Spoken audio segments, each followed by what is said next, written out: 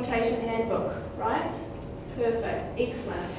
Make sure you keep those in front of you today because we'll be covering, as we go on, we'll be working our way through the orientation handbook. If you've got any questions, let me know. I don't mind if the presentation is interrupted by a good question because chances are someone else needs to know that as well. Perfect, so we've got a pretty full-on day today. We're going to be covering quite a few things. We're going to be talking about the early childhood curriculum. We're going to be looking at the documentation you have to do as an au pair, things like communication books, attendance sheets, and then we're also going to be working through social behaviour and how to deal with those hairy situations when the children aren't listening. Also going to be looking at contracts and then food and nutrition in New Zealand. Okay? After that we will have a presentation from Pass Right and they will focus on driving in New Zealand, road rules, all those things, so make sure you ask lots of questions, okay? At 3 o'clock we will also have a presentation from STA Travel and she will make you very excited about travelling all around New Zealand and probably make you not want to work in the first place, but we have to do a bit of work before we get there. We also have a tour this afternoon at 4:30. Now I've got 5 individuals down for the tour this afternoon. Can you just pop your hand up if you put your name down? Just want to make sure I've got everybody. Excellent. Anyone else interested in the tour? No? You've been all around, you don't need to go? That's fine. Excellent. Alright, so now we're going to start with the most exciting part of the day that I know you guys will just love. We're going to introduce ourselves to one another. So I will start. My name is Anna. I'm one of the Auckland Family Program Managers, so if you're staying in Auckland you will be seeing me around at events and playgroups and things. The accent that you can hear is I am initially from South Africa, so I will be, this is not the Kiwi accent, so this is not what the Kiwi sound like. I've got a bit of a South African twang to it. So I've been in New Zealand for almost 13 years now. I am a Kiwi, I've got a New Zealand passport. I don't have any children, but I do have a husband. So you decide whether or not that's a child sometimes. And something interesting about myself, I speak a second language, so I speak Afrikaans. You speak Afrikaans, Stephen? Excellent. So I guess that's something interesting about myself. If that stumps you slightly, just think about something that you enjoy doing, an interest or something you can share with the children. Alright, Devon, would you like to start and work through? Sure. My name is Devon. I'm from South Africa. I'm going to be living in Auckland, Green Ice to be specific. There are 2 children in the family that I'll be looking after, 2 girls, Poppy and Rosaline, 2 and 4. And something interesting, I love being outdoors, surfing, hiking, anything that has to do with nature. So, yeah. Excellent. Thank you for sharing. Who's next? Yes, my name is Anna. I'm from Germany and I'm living in Auckland too, in Warsaw. And my children are 2 girls too, 5 and 7 years old, Sky and Eva. And yes, I love to do sports and being outside. Excellent. Thank you. I am Maki from Tokyo, Japan, and I have already lived in Auckland, and yeah, I'm going to live in Auckland also. And our children are 6 years and 9 years old. As you can see, I'm not good at English. You are good. You're doing really, really well. What's something that you enjoy doing? Excuse me. Yeah, I have just started to climb the wall. It is climbing. Yeah, I'm interested in that. Fantastic. I'd just like to interrupt you there and say when I came to New Zealand, I had to learn a second language. I couldn't speak English at all. I could understand English, but I couldn't speak it. So please don't feel uncomfortable speaking in front of me because I have had to learn the language. So just feel very comfortable and most of us speak a second language anyway. So don't be too afraid. Thank you for sharing. Hi, I'm Jessie. I've come from the UK. I'm going to be living in Mount Albert. One little boy, he's 2 years old, John. Something interesting, I was actually born in South Africa as well. You were? Excellent. And how long were you living there for? I was there till I was 10. I don't remember any other parts though. Whereabouts in South Africa? Centurion? Oh, yes. Yes, and whereabouts in South Africa are you from, do you know? Cape Town. Cape Town. Oh, wow, excellent. Small world. Thank you for sharing. I'm Emily, I'm from England. I'll be in Mount Wellington, it's just kind of down the road. And there's one kid in my family, he's 1 year old, his name's James. And something can just see about me. I lived in Australia for 2 years, working with autistic kids. That was pretty interesting. Awesome, that would have been a lovely experience. Yeah. Lots of good learning happening. Yeah. Excellent, thank you for sharing. So, my name is Joanna. I'm from Germany. My family lives in Togo. She has 2 children, 3 and 7 years old, Olivia and Lily. And I love to hiking or skiing. Good, you're in the right place for that. Yes. We've got lots of lovely hiking tracks, so excellent. Hi, I'm Holly. I'm from Scotland.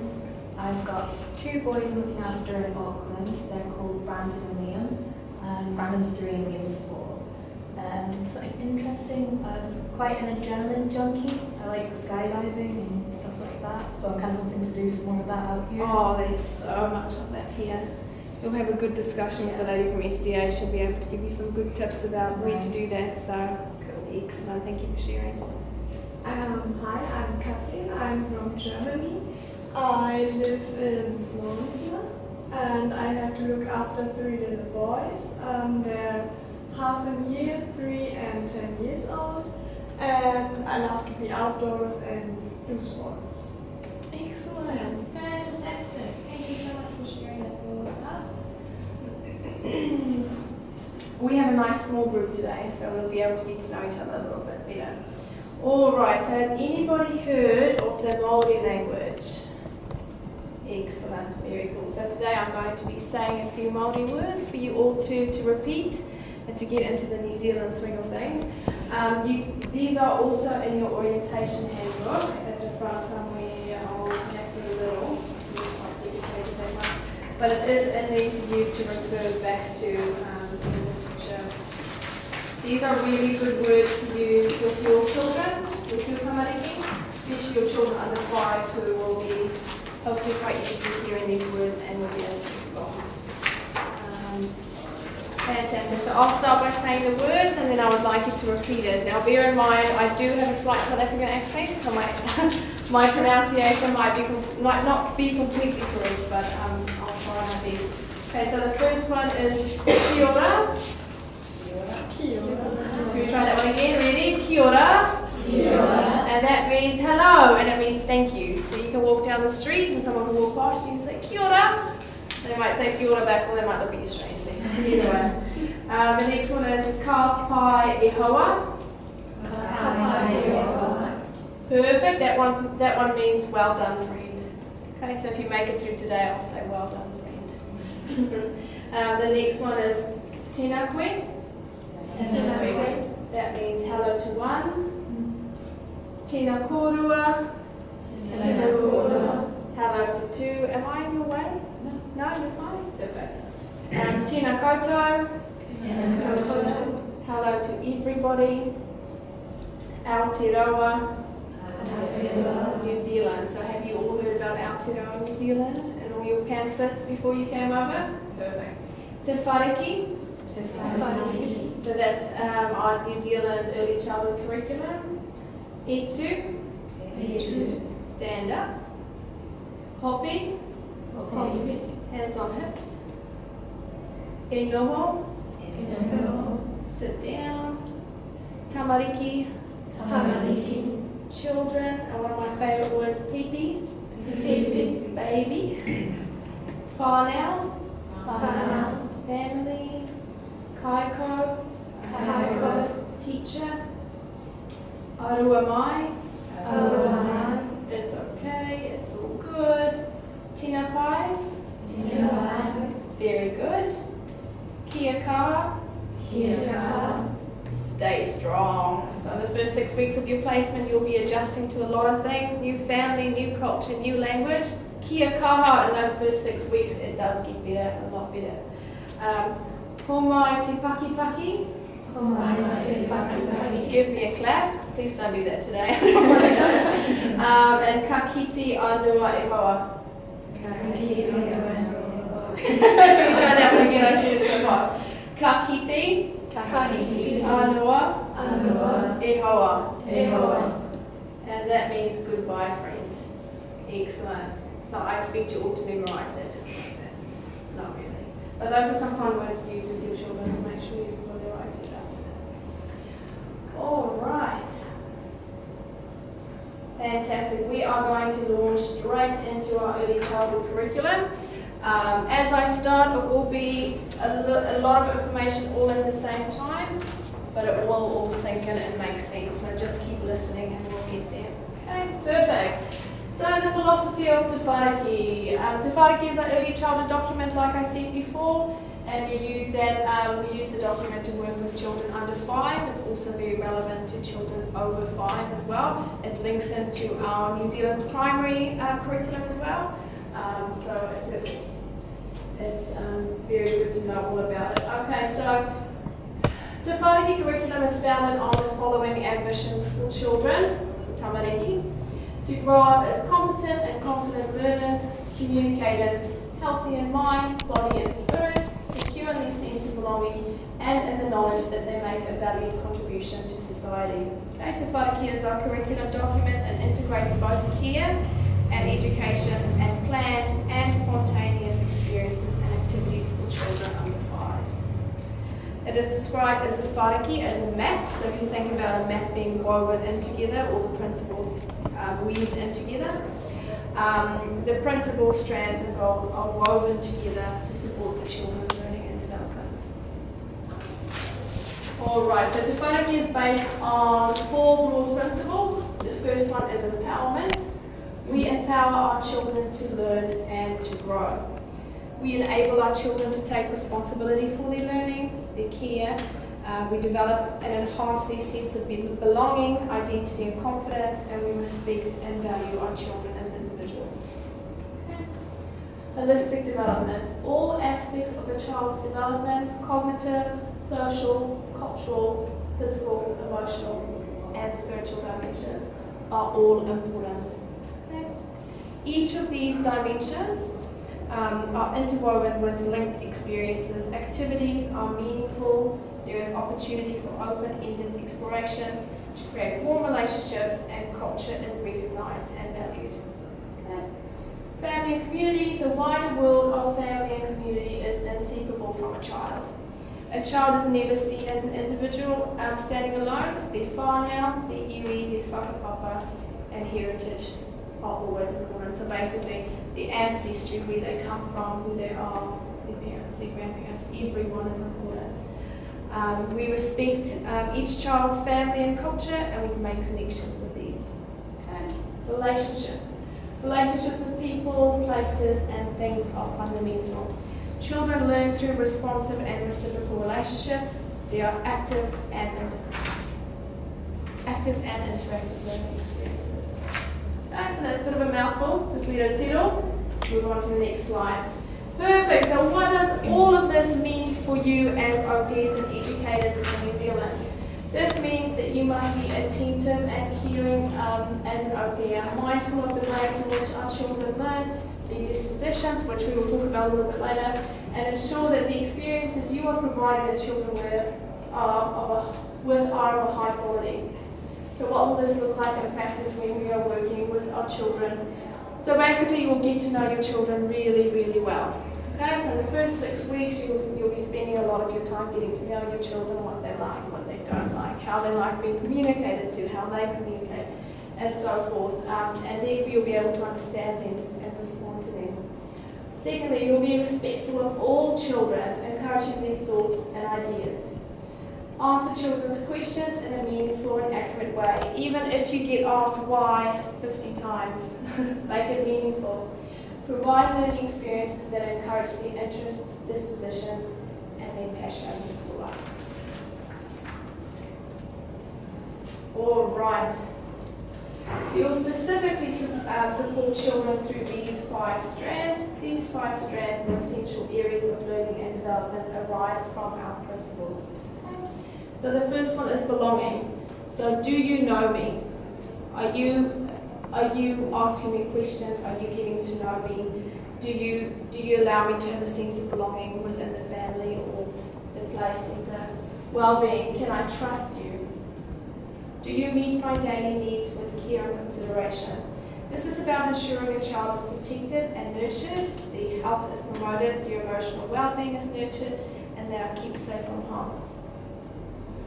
Exploration, do you let me fly? Do you engage me and offer me challenges? Do you extend my world? This is about allowing a child to learn through active exploration of their environment. Play is valued as meaningful learning, they gain confidence and control of their bodies, and they develop working theories about the world around them. Okay. Communication, do you hear me? Do you invite me to communicate and to respond? It's the language and symbols of a child's own and other cultures is promoted. Children can develop non-verbal and verbal communication. They experience stories of their own and other cultures, and they discover different ways to be creative and expressive. Okay, any questions so far? No? Just taking it all in? Okay, lastly, contribution. Is this place fair for me? Do you encourage me and facilitate my efforts to be part of the wider group? Children are encouraged to learn with and alongside others. There are opportunities for them to take responsibility and to make choices. All of these are in your books, okay? So it's a lot to take in, but it's all there for you to go back to and reflect on, so don't worry too much.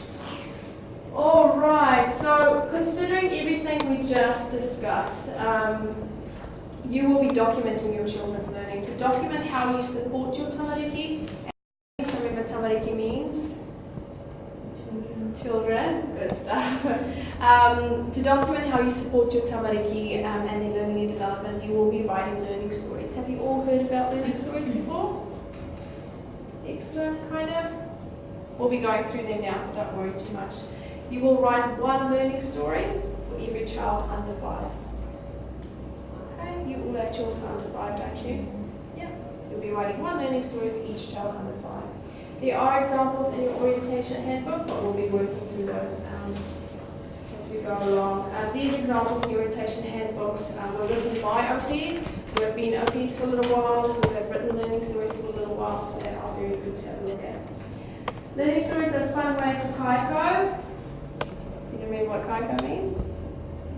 Teachers. So remember your kaiko while you're in New Zealand, your teachers to our tamariki, okay? Learning stories are a fun way for kaiko to share learning achievements, celebrations, moments, and memories that they have shared with their tamariki, their children. Children in whānau should be encouraged to share this learning with and alongside you, so it's a great way to show the children and the families the children's portfolios.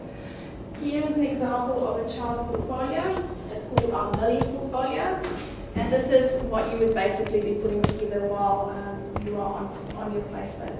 And here there are examples of learning stories, how they can be done, and so forth. So make sure you have a look at it at some point today when you have a break. Okay, it's just up here.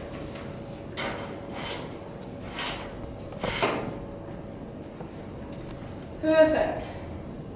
So now we're going to be looking at a learning story together. So this is on page 20 in your orientation handbook.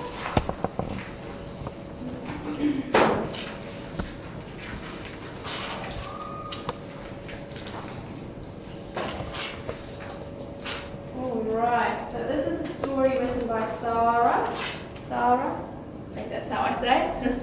And it's for Lucy, and it's entitled Friends. Okay, Lucy has lots of friends and she likes to talk to everybody, but over the last month she has found a new friend in Gemma Pool. We have met Gemma and her OP Sunny every week at playgroup and every now and then for play dates. The girls love playing with each other and they are really cute together. They play every week at playgroup and Lucy often asks if we can do stuff with Gemma.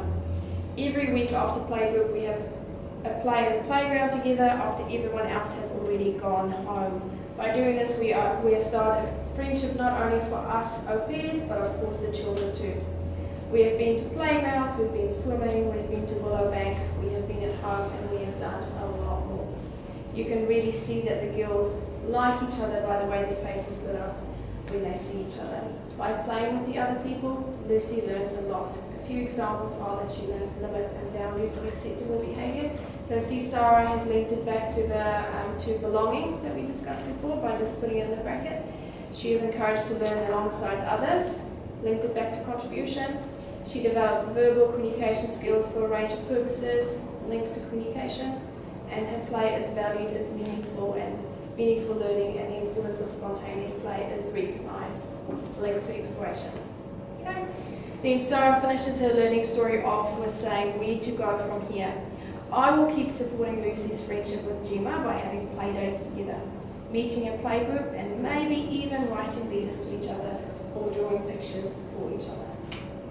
Okay, it's a nice little story about friendship between two children as well as OPs at the same time. So that's nice. The way that Sarah has structured her learning story is quite good. It's nice and clear, and she covers all the areas that need to be covered. I'm going to take you through how to write your own learning story. Perfect. So to help you construct your learning stories, we are now going to break them down into key sections to use alongside the strands of the whaki. So we'll start with wow moments. So a wow moment is basically when you see something special happening. Okay? So moments are significant learning moments for children. It's a moment in which they show an interest. So if you're playing in the park and all of a sudden your little boy shows an interest in the birds flying around, and you can see that they're investigating it, they're asking questions, they're showing an interest. That's a wow moment. It's something where learning is happening. It's a moment in which they are excited, which they are proud of their achievements. Have you ever sat with a child when they put a puzzle together and when they finish they go, "Oh, look what I did, this is so exciting." They're proud, that's special, that's a wow moment. They may look for you to share wow moments with, look to share their ideas with their peers, share new experiences with you, like your first visit at the zoo. That's a special moment, that's a wow moment. Link their ideas back to past experiences they've had with you. I've taken children to parks, and then we would get home and they would reenact the whole park experience and line the teddies up, to do the picnic we had together. And that's revisiting a past experience, showing you just how special it was to them and that they want to revisit it and experience it again. Revisit past experience, so that's very similar to the first one. Very often with learning stories, because you've got photos, you've got this amazing story about what you did with the child. The children will pick up the learning stories and have a look and say, "Oh, I remember that day we did this, I remember the day we did that, can we do this again?" That's revisiting those special experiences that you've shared together. And the last one is want to celebrate special occasions with you.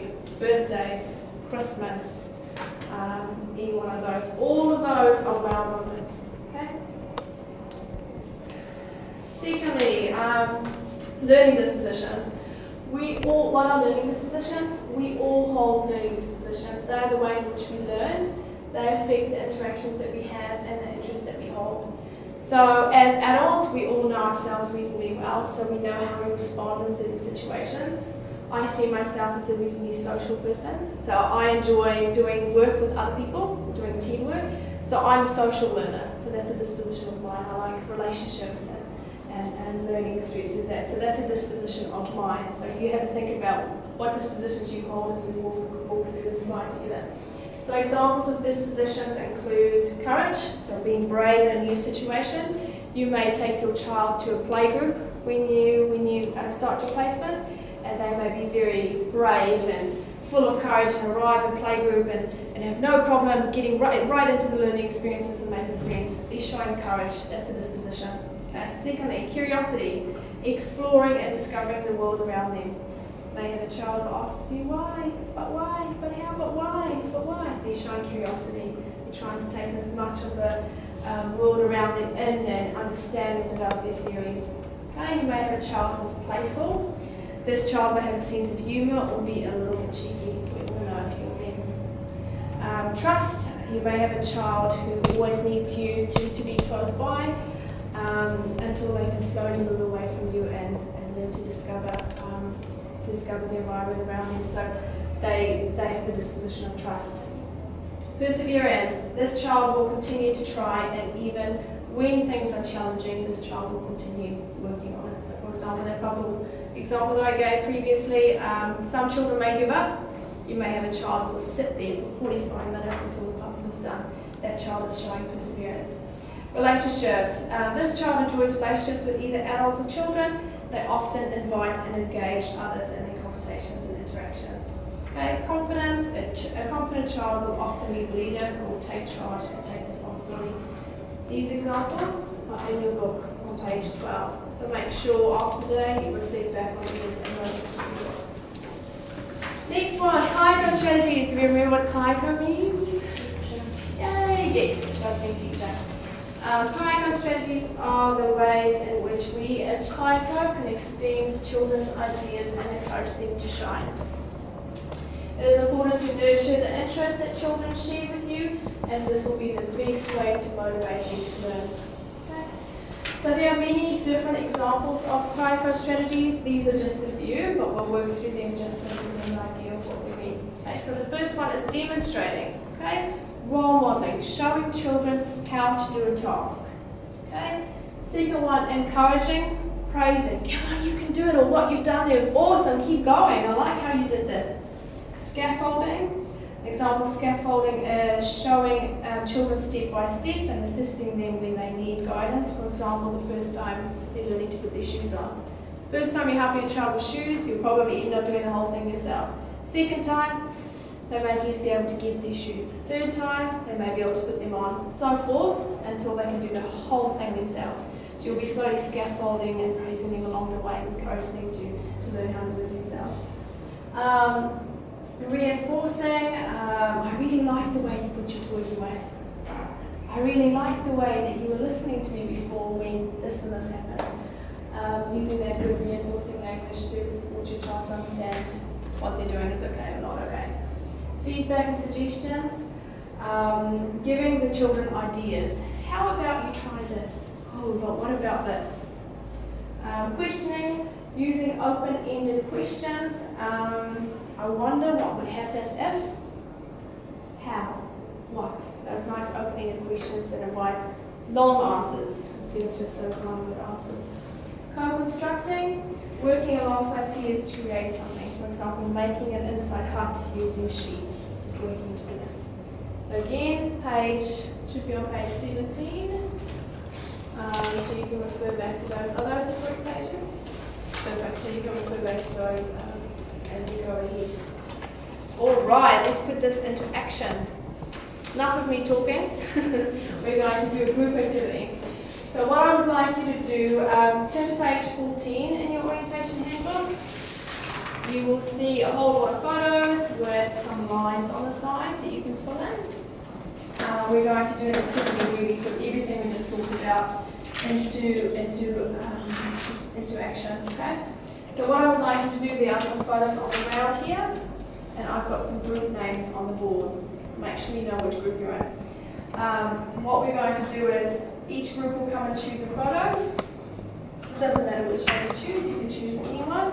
And you're going to be looking at this and working your way down. So firstly, using the cards, agree and select which ones are appropriate to the picture. So along with picking up the picture, you're going to pick up some cards. They're all different colours. What I would like you to do is have a look at the picture and discuss with the rest of your group why you think this is a wow moment. What makes this special? Why is this worth recording or documenting or talking about? Secondly, you're going to use the cards. So the green cards are the links to Tafariki. The orange are the dispositions. The blue ones are the kaiko or teaching strategies. What would you do in the moment if you were this OPN? And the next little bit is that I'd like to discuss is what other activity ideas or activities could you put in place to support and extend this child? Okay, so you all understand? Look at the photo, talk about why it's a wow moment. Use the cards to make links to Tafariki. Choose the dispositions that you feel is relevant to the picture. The kaiko strategies, so the strategies that you might use in this moment with this child to support them in what they're doing or to extend them.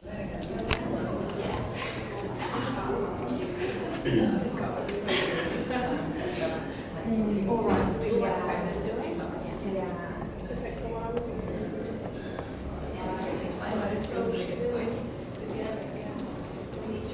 So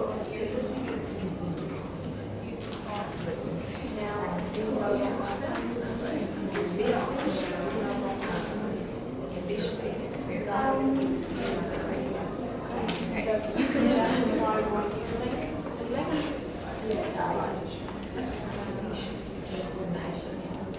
Should have taken a just to share your findings, but I'll guide you guys. You all happy to get started? Yeah. I'm going to talk about disposition now.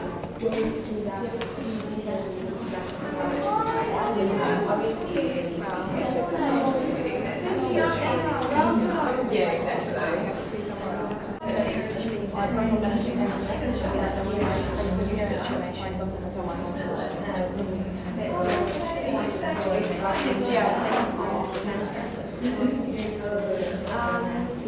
Well, you can just join the room.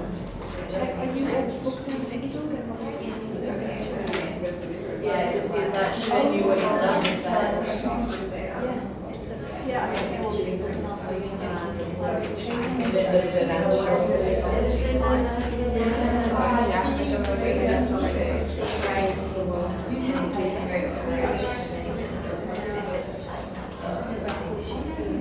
Oh, yeah. If you do something that's scary, but you still do it anyway. you guys, you can guide on what we're doing.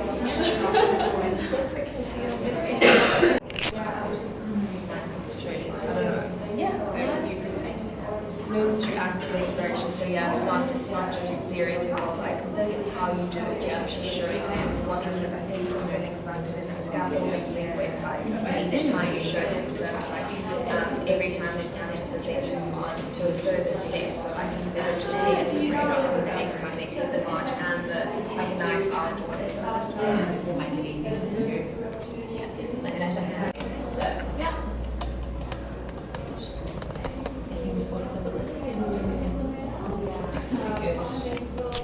Group one. See, that's why you're first, because you're awesome. Perfect. Okay, group one is about to share. Are we all ready to listen? Yeah? Okay, perfect. So, can you show us what moment you had there? This is a wow moment because he's showing an interest in the camera. So he's exploring the new technology, and he'll possibly be showing playfulness because he'll want to take pictures of other people too. Should we just quickly read what it says on the photo just so everybody else knows?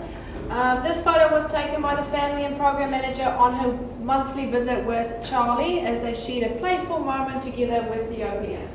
Okay, so you said this is a wow moment because you're showing An interest, like interest. a curiosity being showing. Excellent. Anything else that someone would like to add? No? Perfect. What links to Te Whareki were you able to make to the curriculum? The Green card. inspiration. Yeah. Excellent. Yeah. He's learning how to use new technology. What we'll do next is sort of keep the camera at hand if there's anything that he likes the look of, so you can take a photo, perseverance, and then give him step-by-step instructions of how to use the camera, scaffolding, demonstration, and give him encouragement for every time he takes a picture. Perfect. Should we break that down quickly into the different sections, or did you all understand? All happy with that? So for the green cards, you linked it to exploration because he was exploring something new. He was exploring technology and building his understanding of it, maybe building his theories, learning about this amazing thing. And you were saying that he might learn to take selfies.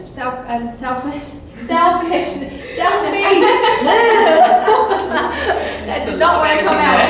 Selfies. So yeah, that was funny. But anyway, orange were the disposition. So you talked about showing playfulness, Curiosity, curiosity. and perseverance. Excellent. Very good. And kayako strategies. If you are the educator in this moment, how are you going to extend them? So just list the ones you were saying. Scaffolding, demonstration, remodeling. Would you like to give an example of one of those in that situation? Like maybe showing him camera angles Yeah. and stuff like Yeah. that.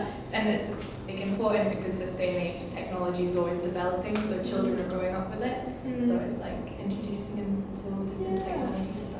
Yeah. Which buttons do what? Yeah. Exactly, and with scaffolding it's helping him to use the camera. Mhm. So which way do we face the camera, which button do we press, and helping him gradually to do everything by himself. Yeah, definitely.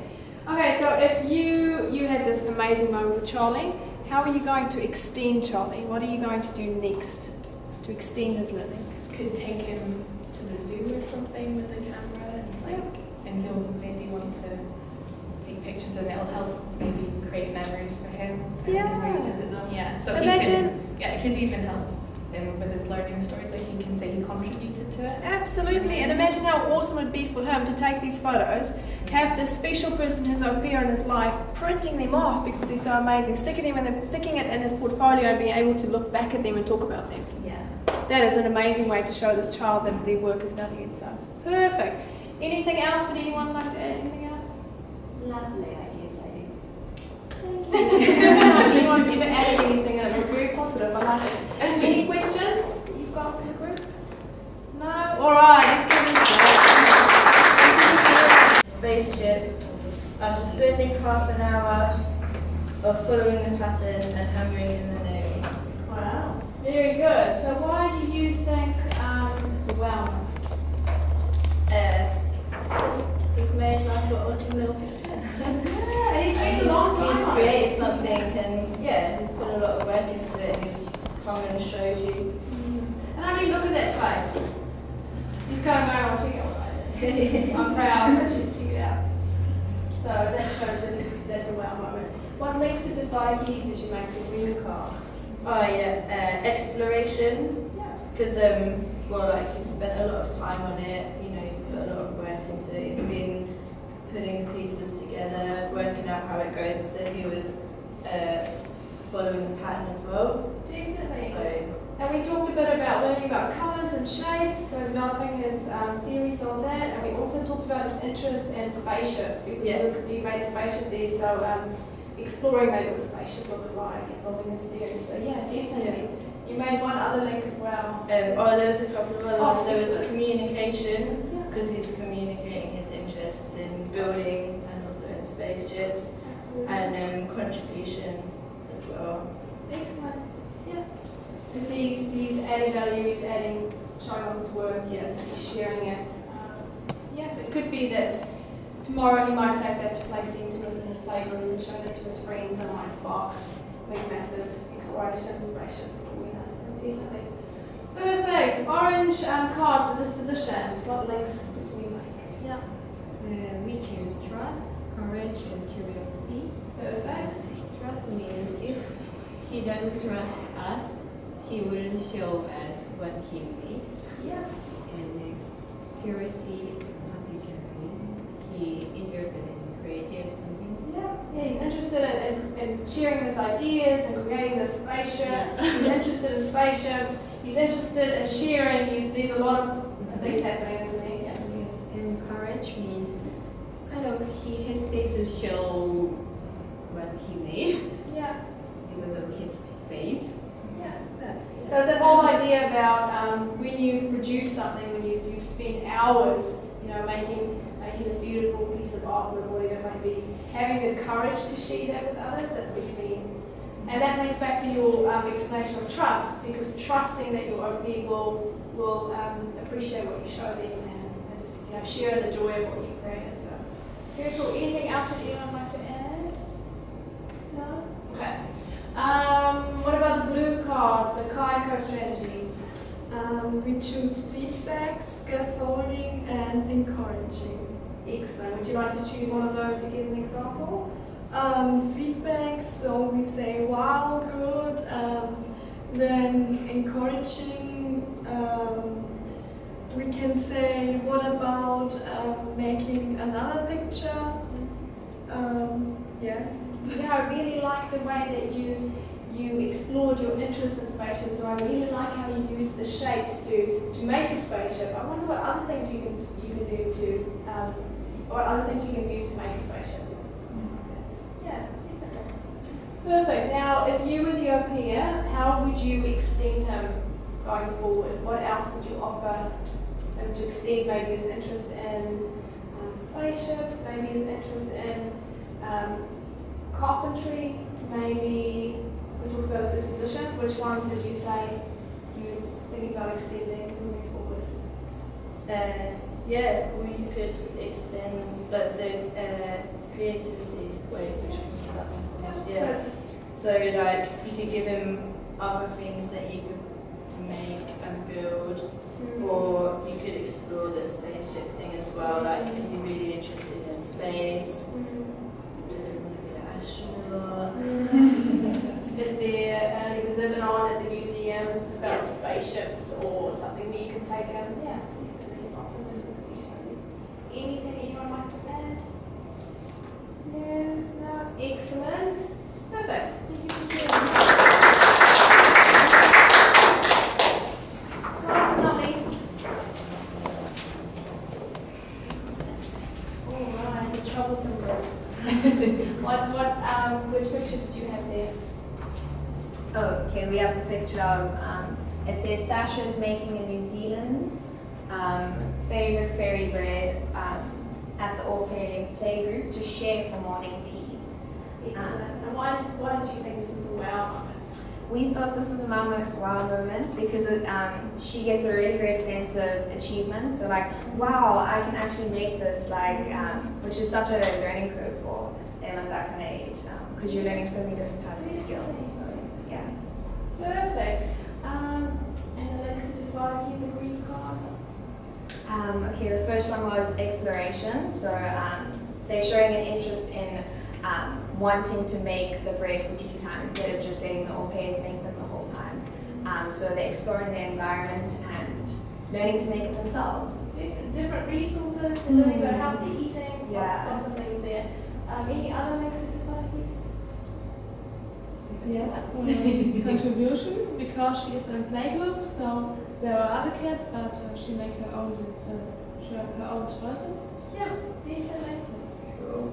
We got a sense of belonging because she's taking responsibility for her ideas and she's gaining confidence and obviously contributing to the group, so it makes her feel like she's, really special being able to do that. Absolutely, definitely.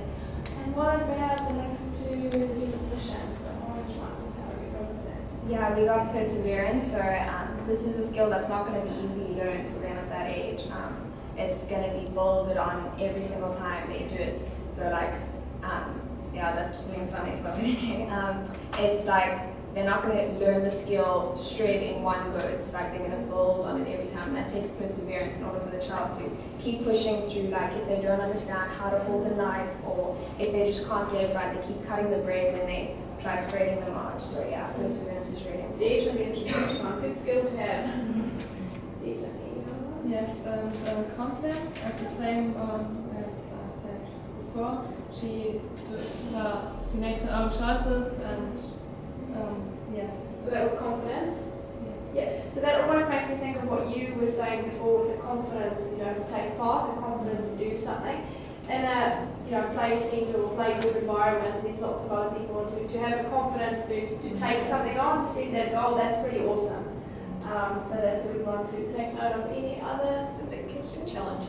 Just taking responsibility. So that's obviously she's taking responsibility for her own food and for part of the group and the community. Definitely, she's walking in there going, I'm going to make this sandwich. Yeah. I'm going to make this. Look at his face. Such a student. Look at it. So focused.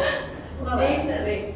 All right, and what about the blue cards, the kaiko strategies? Okay, we got scaffolding, which is like, so as I said, building on the skill. First week we're going to learn to take out the bread, then the next week we're going to learn to take out the utensils and the marge, and we're going to build on it. It's not going to be something that they're going to learn immediately. So it's almost like we're building on it every time. So, yeah. Also, encouraging, praising, and helping. So it's really important to say to the child specifically, like, I really like the way that you took out the knife, like, without me asking.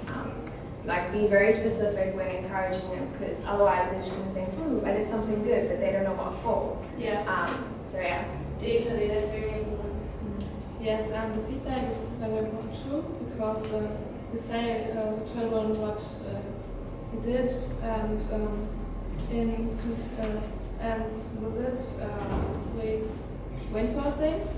So I like what you did, and yes, how you did it.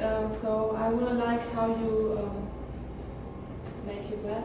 Yeah, definitely. And documenting. So really you should write and notice what the children do, and so later you can see the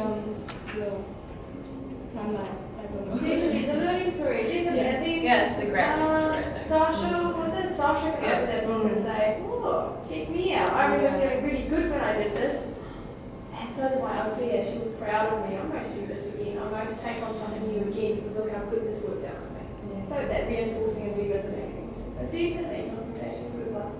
Anything else? Cool. We just had, obviously, you probably demonstrate, and that's part of scaffolding, so scaffolding each move as you go along, and making sure that they know how to do it, and they feel confident in it beforehand, and recalling, so obviously after you've documented it, just, obviously talking about it. It would be so amazing for her to look back on this and go, wow, I did that, I'm so proud of my work, and it's a really great moment to capture, so. Definitely. Fantastic. Reach your next. Okay, well, because this links so many different types of skills for the child, like you said, fine motor skills and task completion. Well, that was one that we thought of. Yeah, so fine motor skills we could link back to maybe cutting, because that's also really important. So do different tasks that involve the same skills, but obviously maybe increasing the difficulty every time, so they feel like they're at least going somewhere, not just staying on the same easy level. So yeah, cutting. Task completion could be we go to the store to buy groceries, and then we make supper, or so it's Definitely. we go through it. Different steps to Yeah. process go. Fantastic. Awesome. Anything else that anyone would like to add? Yes. Yeah, I'd also add that to me it's also a wow moment because Beatrice as she's sharing it out with the others, and she did that on her own, and I think that's just not usual for kids of that age that they really share everything. Awesome. It shows a really strong sense of belonging, doesn't it? A sense that they belong there and they have the right and confidence to do it. So that's fantastic. Awesome. Thank you for adding. Anyone else? No? Thank you. You guys can all go back to your seats. Can you just bring up the photos, please, and the card?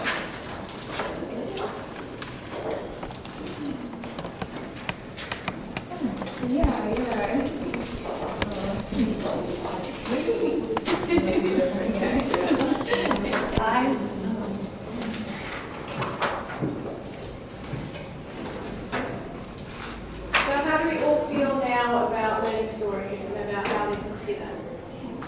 Pretty good? Pretty confident? At the beginning when I start with the overarching principles, it can be quite daunting, but when you break it down, it seems to come together quite well. Once you settle in with your family, take some time to reread the things that we discussed, have a look at the example that you participated in, and if you've got any questions, make sure you ask your family program manager. We're always here to help. Perfect. Okay, so on page 19, there is an example of how the learning story could be laid out. So you can become as creative as you like with your learning stories. Use lots of photos, make it fun and colourful. The only thing that we do say is ensure that you cover those things we talked about. Okay, so on page 19, again, it's broken down into different sections and they ask a couple of questions. As long as you make sure you answer those, you can do whatever else you like.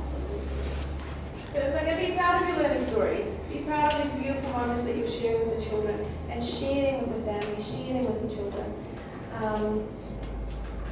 Because it's pretty special. Alright, so you are going to have so many amazing moments with your children every month. You're not going to know which one to choose. Which one do I choose for my learning story when I've done 1,000 fun things? So instead of missing out on everything else, what we always encourage you to do is to take lots of photos at all times, and at the end of the month, make a photo page. Okay, so you'll write one learning story like we discussed for each child under 5, and then also make a fun photo page where you pop a few photos on the page and just write short little snippets of what happened. Here's a photo of me and Charlie on the beach. We had so much fun exploring the sand. Bam, that one's done. And add a couple of those. And that will just give more photos for the child to have a look at and reflect on the fun things you've done together. Okay. Is there one learning story every month then? One learning story every month, and then one photo page every month. Perfect. So we talked about using lots of photos and be creative. Make sure you, with the photo pages, like I said, you put a little snippet of what happened in the photo. And it's just in this page will support the ongoing relationship you have with the child and showcase the amazing time you had. This is an example of a photo page. Nice big photos, small little snippets of writing, done. Okay, any questions? Perfect. Alright, now what do we do with our learning stories? We've written these amazing stories, what now? You have to log on to our online system and you have to upload the learning stories onto a timeline. Okay? From the timeline, your program managers will print the learning story off and will physically bring a copy to you during the visit. That is so that there's a copy for the child to look at during the month, but we have this timeline so that the parents can have easy access to the children's work. Okay? And you as well. You can use the timeline for all kinds of things. Photos of at the park, learning stories, fun experience at playgroup. It's just another way of rewarding those special moments. Okay? Any questions about that? Yay! Okay, so you'll log in and it will open up onto your timeline. So here you can add a story, you can choose who is in the story. You may have 3 children, so you choose which one the story is about. You add images if it's just a quick little upload. For example, if you were at the park and you wanted to snap a couple of pictures of little Jimmy on the swing, and you just upload that with a short snippet saying, Jimmy's on the swing today at the park, we had so much fun, that's fine. If you're uploading a learning story, make sure that you add it as one file. And it's just because that makes it a lot easier for us to print it off. Otherwise we have to copy the photos into a document and it just takes a little bit long. You also have to fill in the add a story. So if you're adding a learning story, just put a little title. This is Jimmy's learning story for March, because it won't actually let you post unless that's filled in. Okay? Sometimes the documents aren't too big because there are too many photos in there, and we can help you with that. So if you're finding that you're filling that in, you're ticking the box, you're adding the file, you're posting, doing everything you can, and it comes back with an error, just let your program manager know, and we can send you a document to help you make your photos smaller. Okay. Any questions about that? We can add images and files. Yes, you can. Pretty sure you can. So some of you might ask why do we put it online if we print it off as well? It's just so it's more accessible for parents as well as for you. Okay, it can be accessed at any time, and it's private. It's only accessible to you, myself, and the family. Well, if I'm your program manager, you, program manager, and the family. Okay.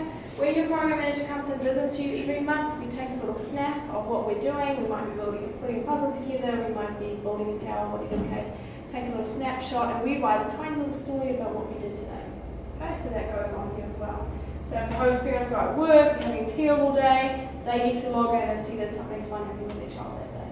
Okay, so it's quite fun. It's a good way to build your relationship as well with the host parents and make visible all the fantastic things you're doing with the children. Awesome. No questions? If anything comes up after today, just ask your program manager. We are all very happy to help and make sure you guys are understanding.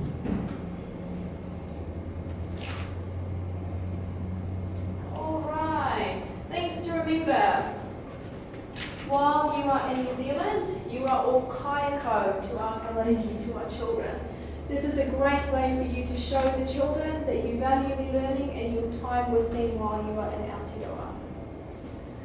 These are great skills that you can take away, with you and use on your resume when applying for a job back home. You're required to write one learning story and one photo page per month.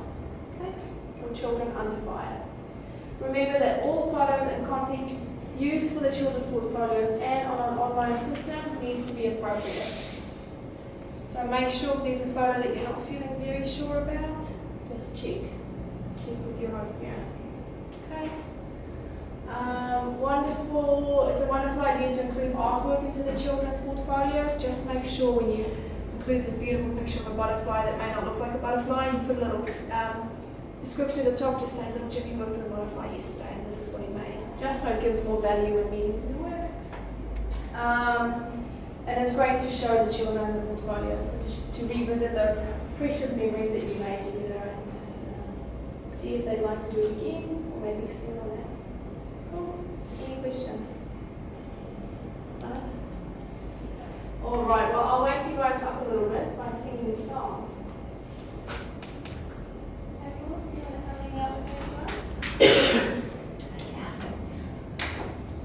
Okay, so I'd like everybody to stand up so we don't feel we're the only ones. So get everybody to stand up. We're going to teach you a Maori song today.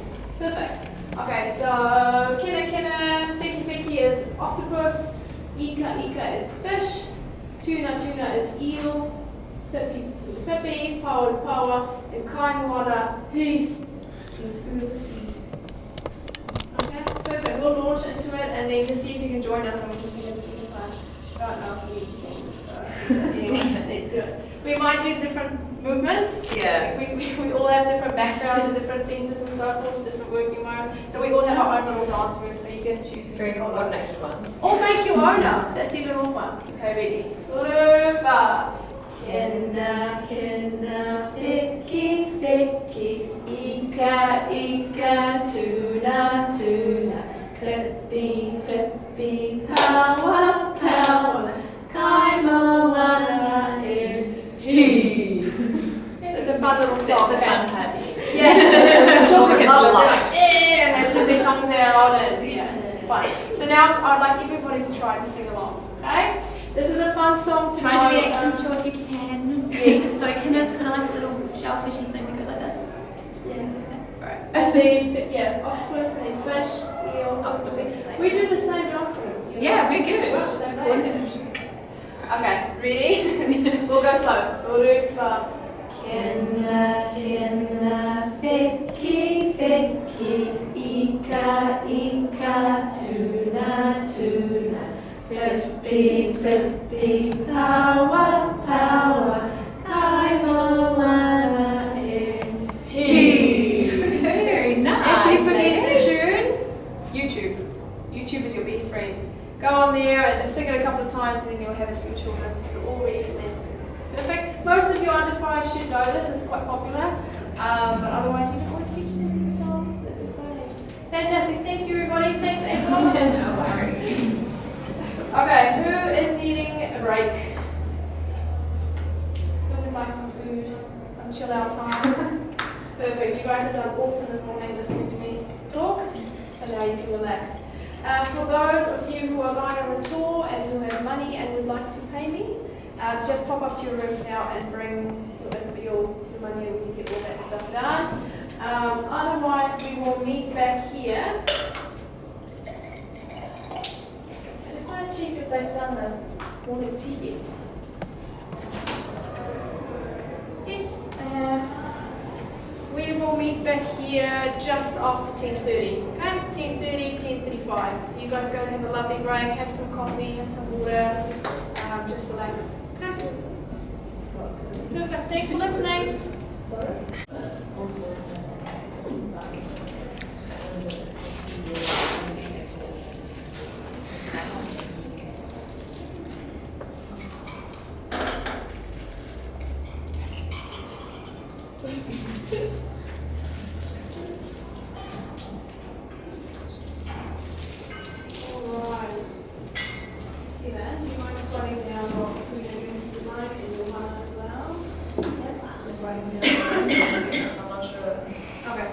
Revitalized and full of yummy food and feeling good. Excellent. There's a lot of enthusiasm. Okay. Thanks. Yay. She had a coffee. All right.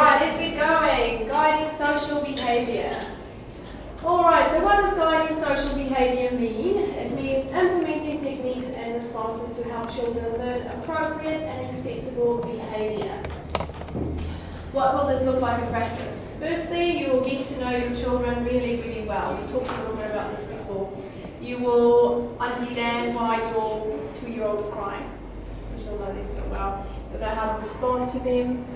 This might take a little while. Don't expect to know it in the first 6 weeks, but you'll get there. It's all about just listening to the child and asking the host parents for advice along the way. You will recognise that children have different temperaments, just like us. Some of us might be grouchy quickly. Some of us might just be happy all the time, even when we're not happy. So understanding and knowing your child and their temperament is very important because then you can respond to them well and appropriately. Take the time to listen so your children feel understood. Earlier when we were talking about the curriculum, we were talking about verbal and non-verbal communication. Some of your children will not have very good verbal communication, so they're going to use a lot of non-verbal communication.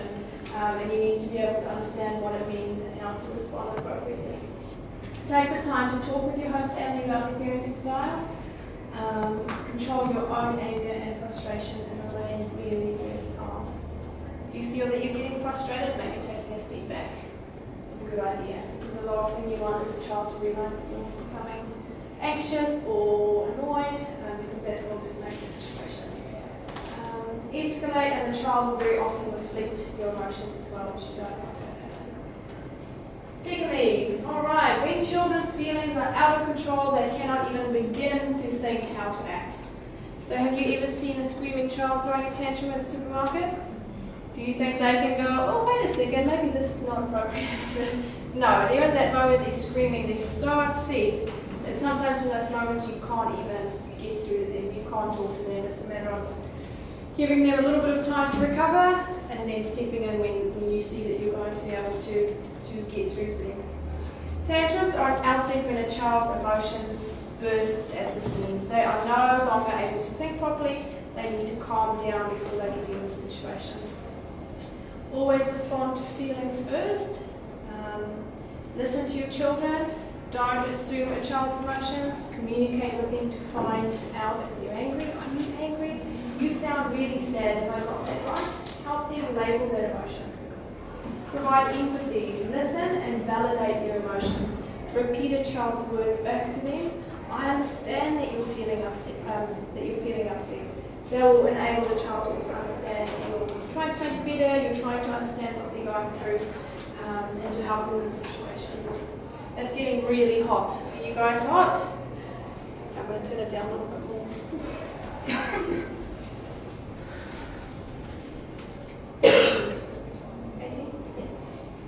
Okay, so let me know if it gets too cold again. Sort of a game.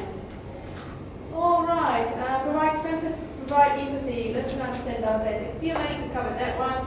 Support children to fix their own problems.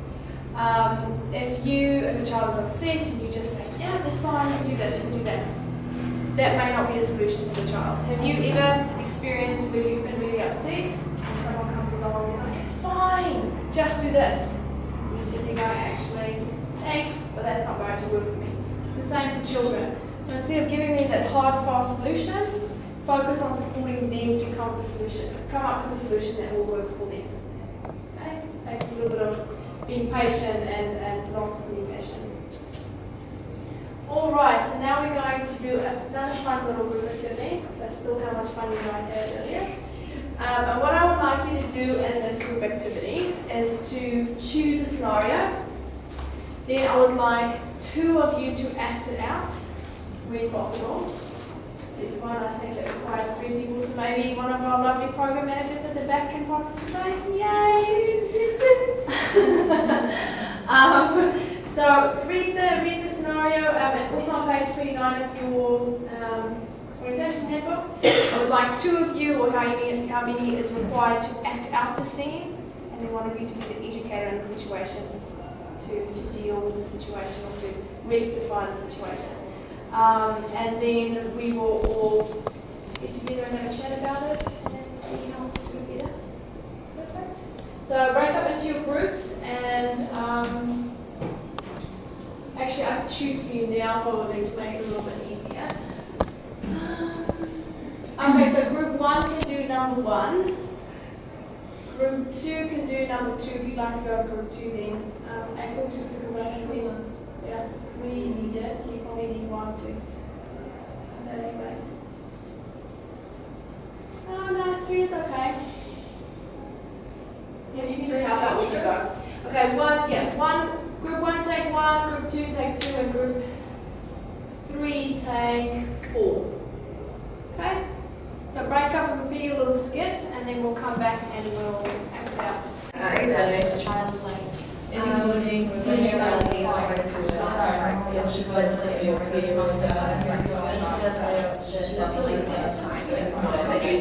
my mom's if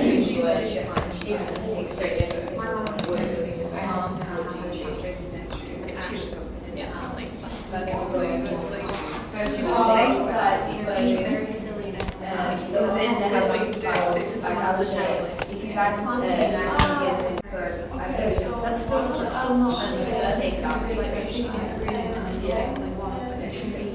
showing them that if they can screen, but also demonstrate the situation and just so I know I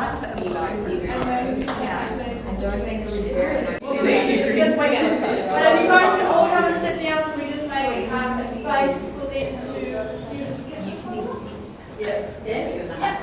You find a spot. This is our stage. So group 3 is focusing on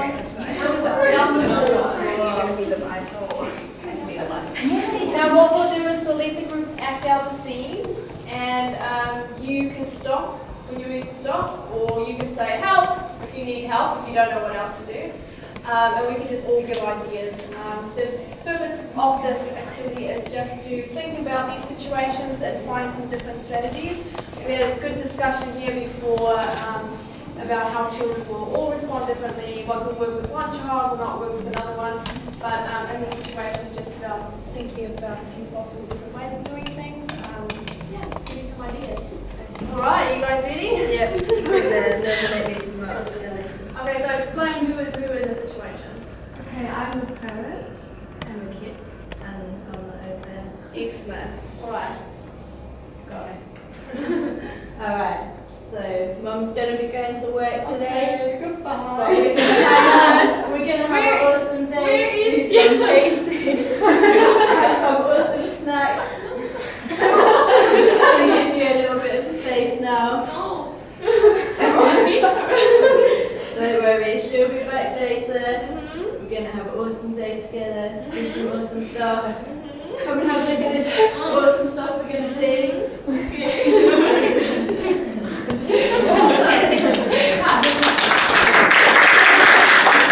So your technique worked. That was awesome.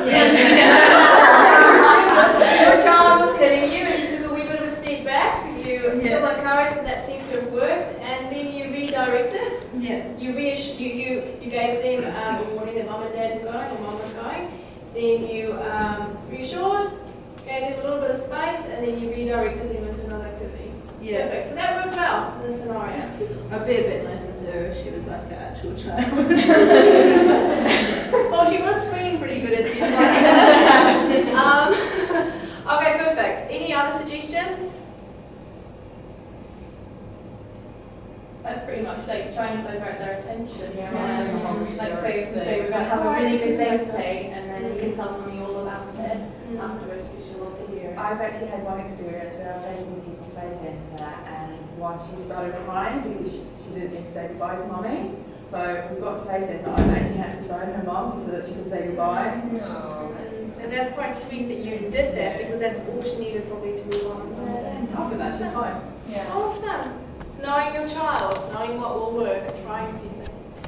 Anything else? You know, it's right to get a mum. Yes. That's Or if good. do something for mum. Take photos for mum. Just make her paint. Let's do something special for mum so we can surprise her when she gets back. Definitely. The only other massive thing that I would add to your response to the child is just, if the child is swinging and screaming, just to take a complete step back and just say, I can see that you're very sad, I'm going to give you a little bit of space. Sit a meter from the child and, I don't know, pick up their favourite book or do something else, and just give them a little bit of time. And once you can hear and see that they're calming down, you can encourage them. You can see that you're feeling a little bit better. Can I give you a hug? I want to make sure you're okay. But very often, like that, obviously like the quote said, when children are in that moment and they're screaming and kicking, they don't mean to hurt you, but if you put yourself in harm's way, they will kick you. They're so overwhelmed by emotion and so incredibly upset that how dare this mother leave me with this woman that I don't know, and she's coming into, she wants to do art with me, I want my mum, you know. Giving them that space to calm down and then redirect them. Sometimes really good. Anything else you would add? No, that's Yeah. Anything else that anyone else would add? No? Perfect. Awesome. Thank you. Who would like to go next? Okay. You mean to say, let's go next? do this. All right. I'm going to stay down here. Okay. Anything on that side? yeah. Switch out. Do you guys mind doing it on that side? We're going to stand for Okay. Who's the mum? Who's the? Oh, there's no mum. Yeah, so that's Who's what the I'm situation? No. And Jessica's about to have a tantrum because she can't get any chocolate. And we're just at the counter packing bags. Holly, can I have some chocolate, please? Not today, I'm afraid. We're all finished here. We're going to go home now. I want chocolate. I'm hungry. No, I'm afraid not, Jessica. I want chocolate. Jessica, when you act like this, it makes me very happy. Doesn't make me It makes me very unhappy to see you like this. So we can maybe get some chocolate another day, and we'll both be really good. We'll have a good day out, but today we're going to go home and we'll have our dinner, but we can do this another time, okay? But I'm really hungry. No, Jessica, I'm afraid not. I'm sorry. I'm getting all nervous. Does anyone else have a suggestion of the situation? Jessica's being very persistent here. There's no, I don't care what this chocolate If is. you're hungry, you can have some like bread or something. Yeah. In the supermarket, bread's not easily accessible. I know this, I can see how much comes in the loaf. Anything else? I think trying to entice her back home. Yeah. Like, you know, like making something sound really exciting that you can do at home that could invite her to maybe pull down her guard a bit. What have I got for dinner? Pizza. Remember last time we made pizza together? Do you remember how much fun we had? We can do that again tonight. What would you like to do? Would you like to sprinkle the cheese on top? Yeah, doing that enticing. I like that. That's good. I like that you got down the levels, you kneeled down, you also used an I statement so you let Jessica know how her behaviour makes you feel, so that very often teaches children to take, to learn empathy and to be able to take on that perspective. Yeah.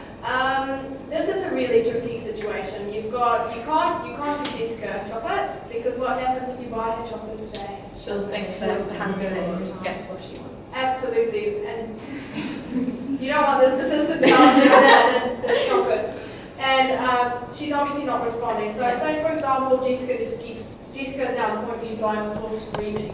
Chicken operator's going, oh, and it's crazy. What do you do? What do you do if what you're saying is not making any difference? Leave it there.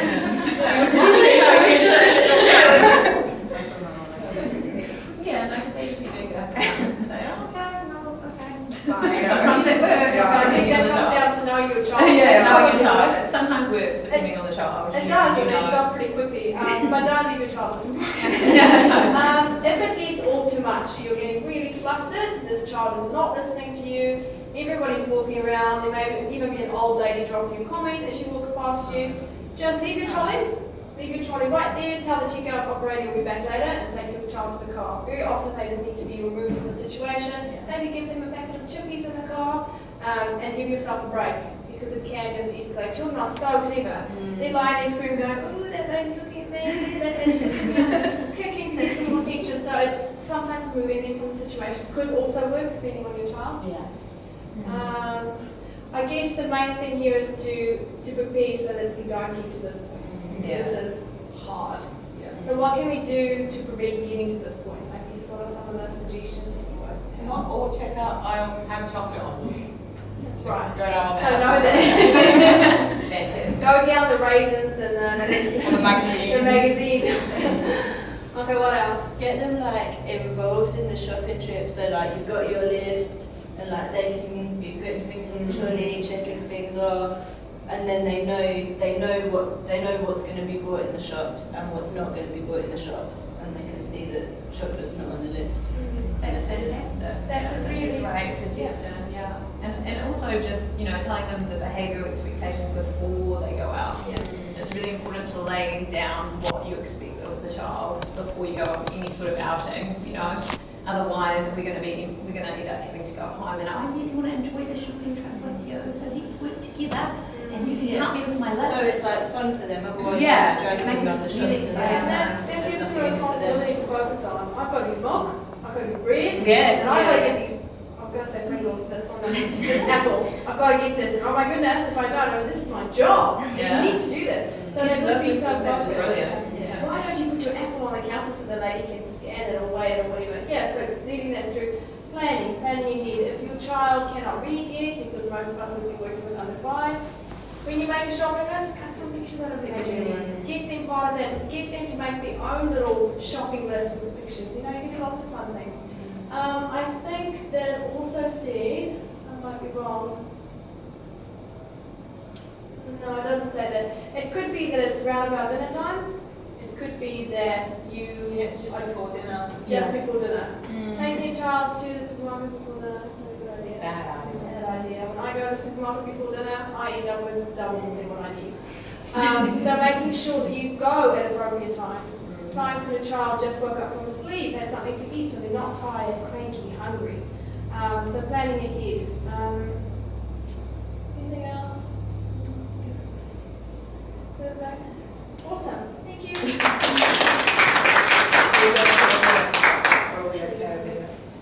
Last but not least. That's true. Yeah, we can sit down as children, maybe. Is it okay? This can be our toy. Okay. Great that children are finding a books and not toys.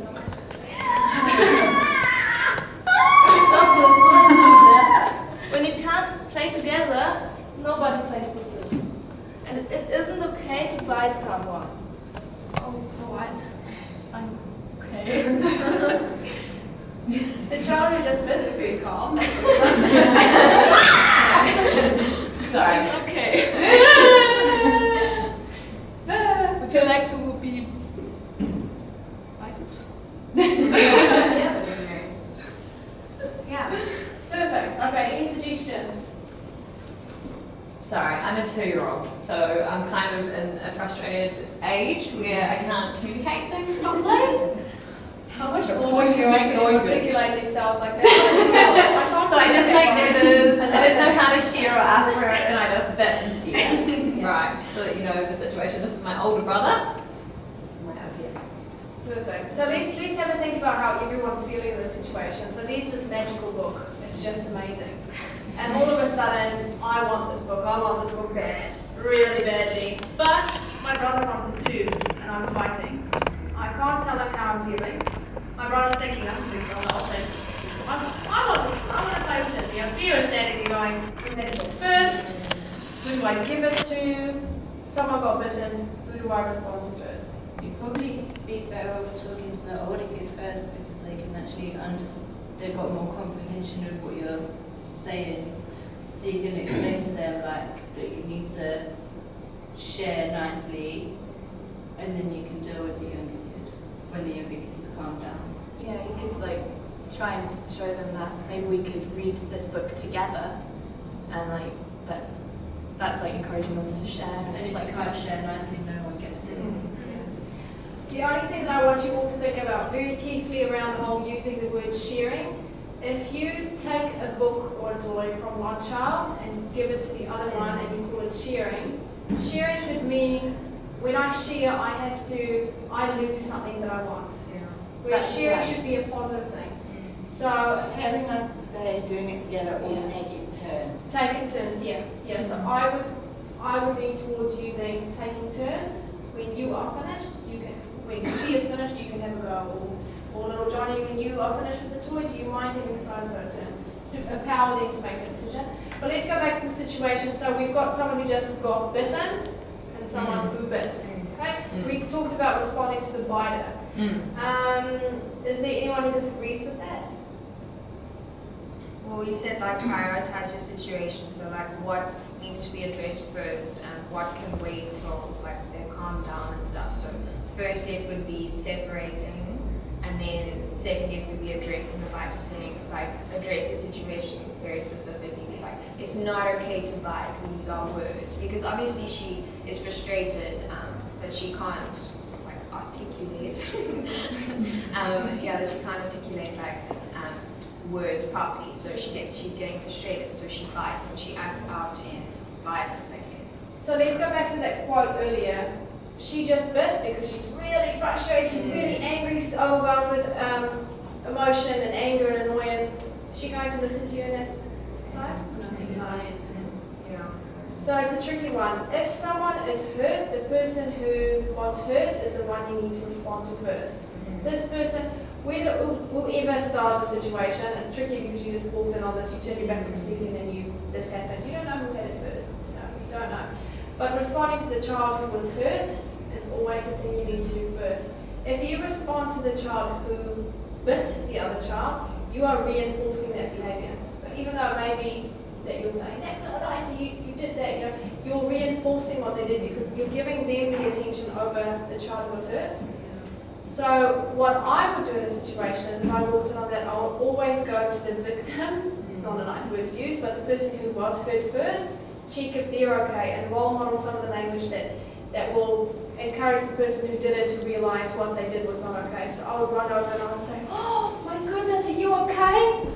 That must have really hurt. We don't bite our friends, do we? And give hugs and then talk about where to next, what to do. Maybe we can go get you an ice bag.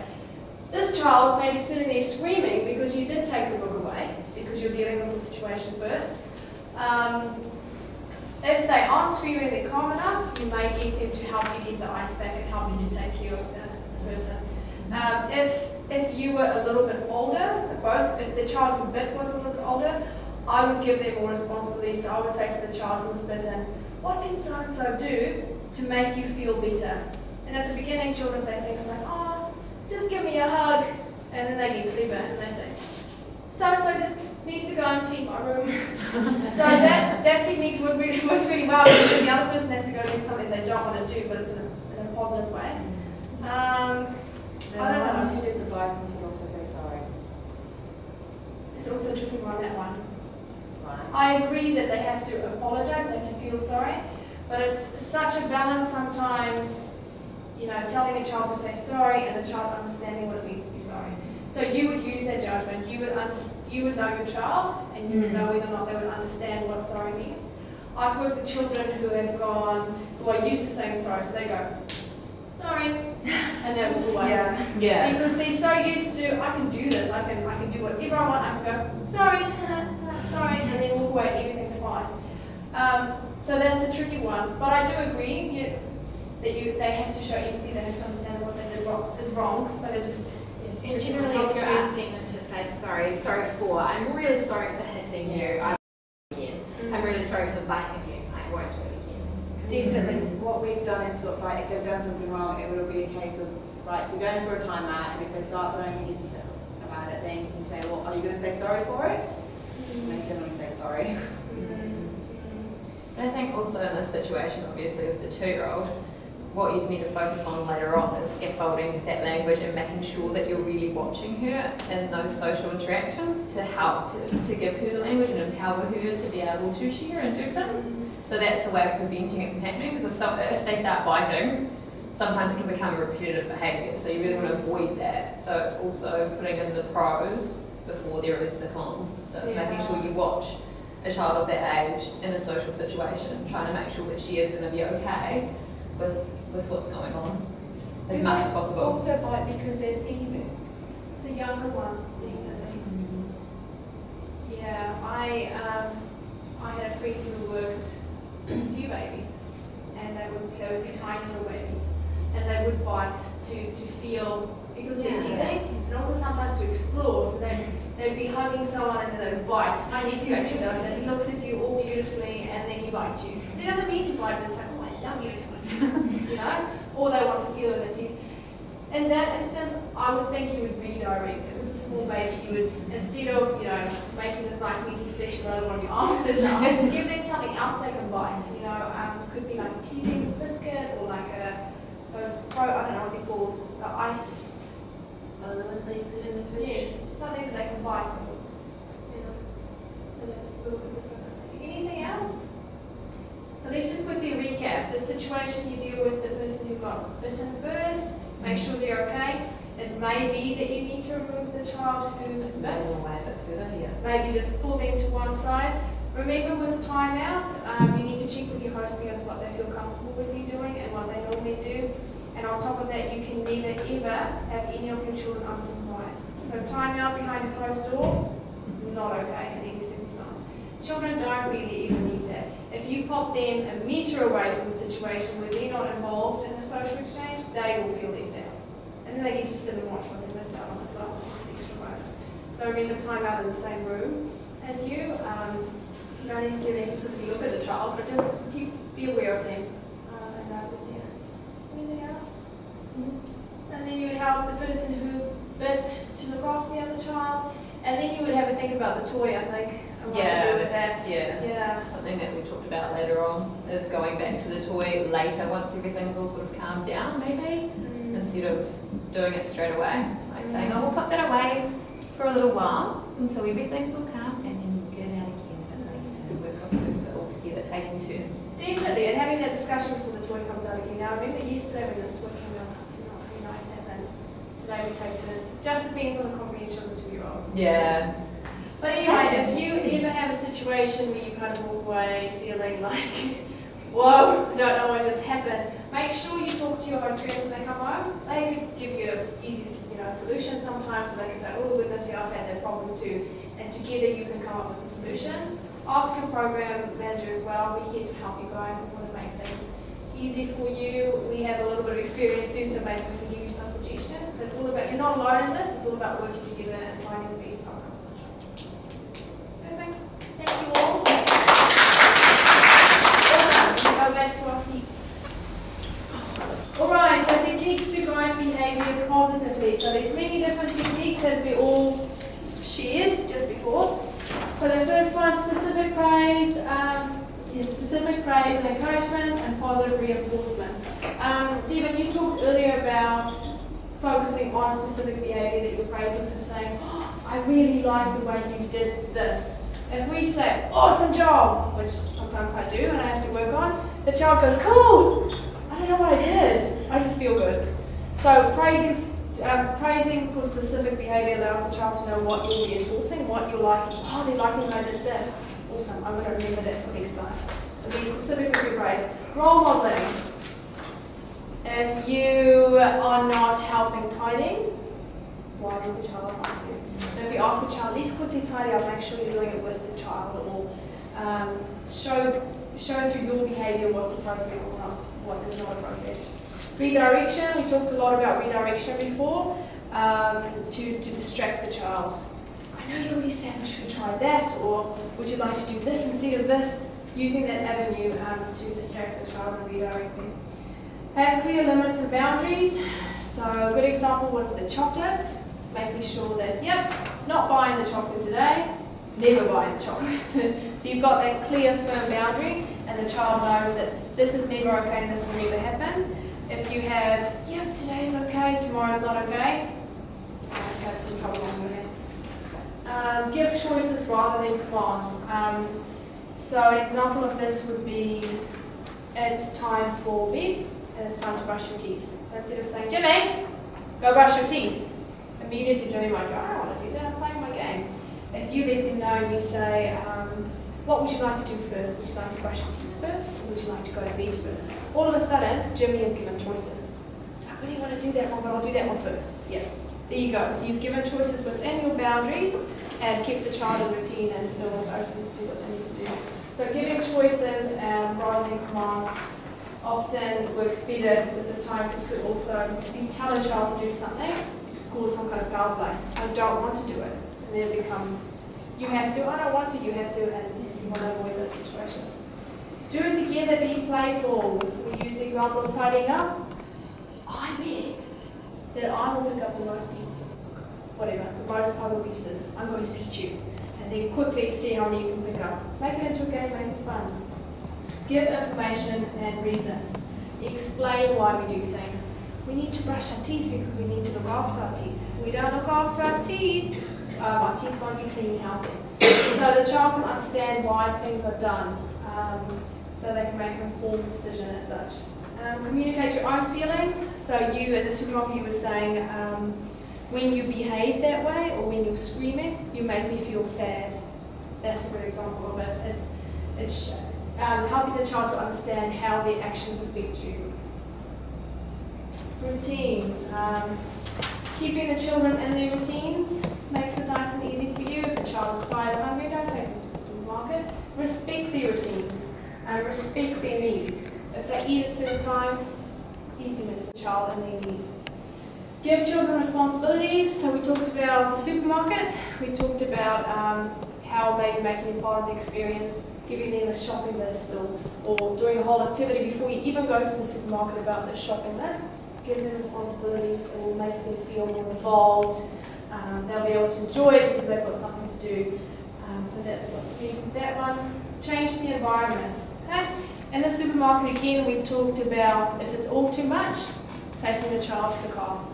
Because very often they just need that break. They need no one. They don't need anyone to stand over them and give them any more encouragement. For example, in the supermarket, people walking past and saying comments or everyone's watching. It's very often a lot easier to change the environment than to change the child. So changing the environment is a good option. Some host parents prefer giving stickers as rewards, like on a star chart or so forth. You need to talk to your host parents about how they reinforce their children.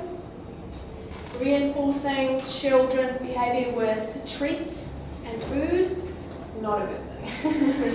So make sure you have a discussion with your host parents about what they do and just be consistent with what they do. But it's best to support a child to understand why they are doing something so they learn for themselves why it's important, not so much that they're doing it for external rewards.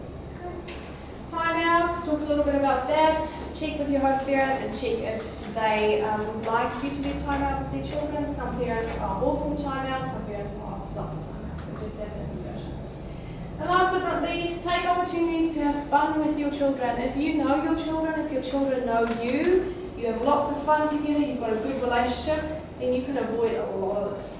You can avoid a lot of this behaviour. Okay? Because if they understand that by spending time with you, they have fun, they may be happier to go along with what we're saying and do all the lovely things that you've got planned. Perfect. Any questions? Did you guys enjoy the acting? Yeah. Some of you are really good. I'm going to be on TV next. Zach, some of you have opened on your attendance sheets, so we can cover that one first. I'll open on to one example. So every single month, you will be sent an attendance sheet. You will get to choose at the beginning of your placement if you would like to receive it via email or via post. Whatever order you get, it's fine. The attendance sheets have to be filled out for every child under 5 that you are looking after. Okay? So going through it, the top it says monthly attendance sheet, it says the family name, the child name, child's name, the region, your name, and then the child's date of birth. Okay? On the boxes underneath that, it says the date, it says enrolled hours, then it says actual hours, and then you have an opportunity to sign, or your host parent has an opportunity to sign. Okay? Basically what you need to do is, when you start your placement, before you start your placement, your host parents would have sent through your hours of work to us before we send this out. So your hours should be pre-filled in and ready to go. So in most instances, you should just be able to tick the box and say, yep, this is what I did. If your hours have changed, you know, on that day, the mom was working late, so you started 2 hours later, whatever the case may be, you will need to adjust your hours. So instead of ticking and saying, yep, did work those hours, you just need to do what was done in this example, for example, on February the 7th. Okay? So the opening was meant to work from 8 to 5. Something changed, so she ended up working from 6 a.m. to 9 a.m. and again from 3 p.m. to 7 p.m. Okay? Tick if the hours haven't changed. If it has changed, write the hours that you did. Okay? You do that for every week of the month, and you do that for the days that you're obviously working. At the bottom, there's a key to show you what to fill in. So the tick means hours are correct. The CS means child is sick. So for example, little Jimmy wakes up with a sore tummy, and the mum is at home and you're not working, you put CS. CH is for child is on holiday. A is for OP is sick. AH is for OP on holiday. Wait, child is sick. You're still looking after the kid. No. So say the parent is at home, you're not working, Right. because the child is ill, you put CS. But you can work when the child is ill. Yeah, it depends how ill the child is. If the child is ill and you're working and you're doing the normal hours, you just text. Everything is as normal. Unfortunately, Jimmy has a cold. But if Jimmy is so ill that mum and dad have to stay at home or take him to the doctor and you're not working that day, you write CS. Yeah. It's to give an explanation for why you're not working or why the hours are different. Then, yep, AS, OP sick, AH, OP on holiday. Okay? At the bottom of the form it says, please submit within 5 days of month end. That's probably the most important thing to remember out of this whole thing. Get these attendance sheets in. Otherwise you'll be getting emails and phone calls from your program manager. I need to please send it in as soon as possible. If you have a visit from your program manager towards the end of the month, just have it ready so they can pick up and take it. Any questions? And what happens if I go away at the same time as the family goes away? What would I write? AH. On you. CH. CH. Child on holiday, yes. Yes. Any other questions? Is there anything I didn't? If we babysit, like if they ask us to babysit, do we fill that in? If that's after hours, no. Okay. So these are just your standard, you know, hours that you work every week. You might do 5 hours of babysitting on a Saturday. Yeah. So is it just up to the host family to sort that out if you're like working weekends? Like, You would be negotiating with them based on what rate you'd be paid, but that's between, That's like a private. something private, yeah, that's fine. If you've got any questions, ask your program manager. If these are emailed to us, would you just... Can they just fill them in or print them out and send them in? Print them out, sign them, and So send they would them still, back. they Is there still a need to possibility Yeah. to fill them out online sort of thing? Not at the moment, no. Would be good though. Yeah. Maybe that's something. These are directed by the Ministry of Education, so the Ministry of Education tell us how to fill them in. So at the moment they don't let you fill them in online. They're looking to that, but it's probably another 6 months to a year away. Like certain documents online. Yeah, you can, and we'd love to. Everything else we do is online. Yeah. Yeah. Perfect. Awesome. Okay. So, there will be a communication book waiting for you when you arrive at your host parents' house. This is a book that you will fill in every day that you're working with the children. You will fill in the information of the children under 5. You don't have the same pages. Keep on that example though. If you can find the example that looks like this in your orientation handbook, we can work through it. It should be near the attendance sheet.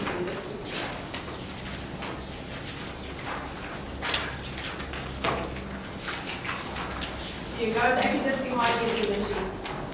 Perfect. So this is what what the communication book will look like every day, the page that you need to fill out. So at the top it says the date, the day, the time you start, the time you finish, and overall how your day was. 5 being amazing, 1 being probably not the best day of my life. It's good to mark these. They can often give you an indication. They can often show you a pattern. So say for example, if you realise every Monday you have a tear all day, maybe it's time to reflect on how you could change things to make it better. Could we do something fun on Monday, or maybe little Jimmy is more tired after the weekend, so maybe a longer sleep would help. Think about it. Underneath that it says how we felt. Were the children happy? Were they settled? Were they unhappy or worried? So it's the same idea as the fraction of the day. Next to that it says maintaining a safe environment. Now because you are responsible for the children that you're looking after, you are responsible for keeping the environment nice and safe in the house. Okay? So you need to be checking that if there's a gate that needs to be locked, you need to check that that's locked before you start your day. If there's something that needs to be moved, you need to check. Okay? Once you've done your check of the environment to make sure it's nice and safe, you tick it. If there's something that you've come across that wasn't safe, you need to tick issue identified, and you need to say what action you took to rectify it. So say for example, your environment check involves making sure the front door is locked, because the front door opens up onto a road. If you check the door and the door is not locked, you lock it and you write that it wasn't locked. And that's just to make you aware of how you rectify the situation, and also to show that you've done a check. Okay, this is a requirement from the Ministry of Education. When your program manager comes and visits you, they'll be checking that all those things are done. Okay. Underneath that it says my or our routine. So you'll be writing down the children's names, so Nita, and you'll be writing down when she slept, when she woke up, and you'll also be recording her toileting. Now, underneath sleeping time, you'll see 10 a.m. to 11:15. Have we got the same example? We've got Emily. Anyway, so under sleep time, you see 10 a.m. to 11:15, and underneath that, you see little lines. You are responsible for checking on the children when they're sleeping every 10 minutes. Okay, that's a Ministry of Education requirement. It doesn't come from us, it comes from the ministry. Checking means going into the room, making sure the child's okay, everything's fine, making a little line, and doing it again in 10 minutes. Okay. This has to be done in centres also around New Zealand. It's just what the ministry expects. Toileting, if your child is toilet training, you'd be recording the number of times you take them to the bathroom, what happens when you go to the bathroom, and then if they're in nappies, you'd be recording when you change them. Okay. Then my or our eating habits, you'd write down the children's names, and you would write down all the food that you give the children. Okay, so for example, the host mom is home over lunchtime, she ends up making them a sandwich and giving that to them. You don't write it down. You only write down what you made and gave to the children. Okay? And that's just to make sure that the parents know what the children are eating, and also it's good for picking up patterns again. If a child suddenly develops an allergy or something, it's easy to have a look back and check the records, see what they're eating. Okay, it's just safeguarding as well. Drinks and bottles, so water for example, and then snacks as well. So everything that you give the child to eat, you write down. Medication and authorization administration. Never give a child medication unless you've spoken to the host parents and they have okayed it. So that means if you're at home with the child during the day and the child becomes really sick or maybe has a high fever, you need to call the host parent to check if you're allowed to give them anything before you give it to them. Write it in, make sure you write the child's name, you write down the medication and dosage, the time required, and you get the parent to sign it when they come home. Followed by the time that you gave it to the child as well as your signature. In an ideal world, the parents would be filling this in before they go to work in the morning, and you would just be signing and saying what time. Okay, what time you visited. Trips and outings. If you take the child out on something like on an outing and it's something out of the ordinary, and maybe that there's a park across the road, you go there all the time, that doesn't necessarily count. Say for example, you go to the zoo, which you never do. you need to record it. You need to think about who's going and how you're getting there, so a bit of planning, and you need to also identify some risks. This is what we do as well for the big events that we organise for you and our children. We write a whole list of the possible hazards, and we put a plan in place of what will happen if these things may take place. So it's good that you write that down. You have to think about how you might respond in those situations to be yourself as well, be look for it. And then you the parents sign to give permission, and you also write the time that you're going. Okay. Are we good so far? Everyone's understanding? Underneath that, it's inevitable that the children will hurt themselves at some point. They may fall over and bump their head. You just need to write down the children's names, the accident that happened, how you responded, and that the treatment you gave them, and you need to sign, followed by the parent signing. Okay? If a child really hurt themselves or bumped their head, and you feel unsure about what to do, just call the host parent. It's always better to just call them when you're unsure rather than to power through and worry, because chances are if you're worried, it's probably time for the child to go to the doctor or for the parent to make that call anyway. Underneath that, okay, so it's changed a little bit. It looks like this now. It's changed again though, Sherilyn, isn't it? No? Okay. So underneath that it says, what experiences have you shared today? So make sure as you go through the day you jot down what you guys have been up to. This morning we built a puzzle. We went to the beach. We did this, we did that. This gives a nice indication to the parents of what you are up to with the child during the day, the fun experience that you have shared. But it also, I always think it's also a good tool for when you have to write your learning stories and you've got 1,000 photos and you try to think of which moment to write a story about. You can flick through and have a look. It's like a diary. You would be talking to the parents when they come home from work about this anyway, telling them about what the children ate, what you did, and so forth.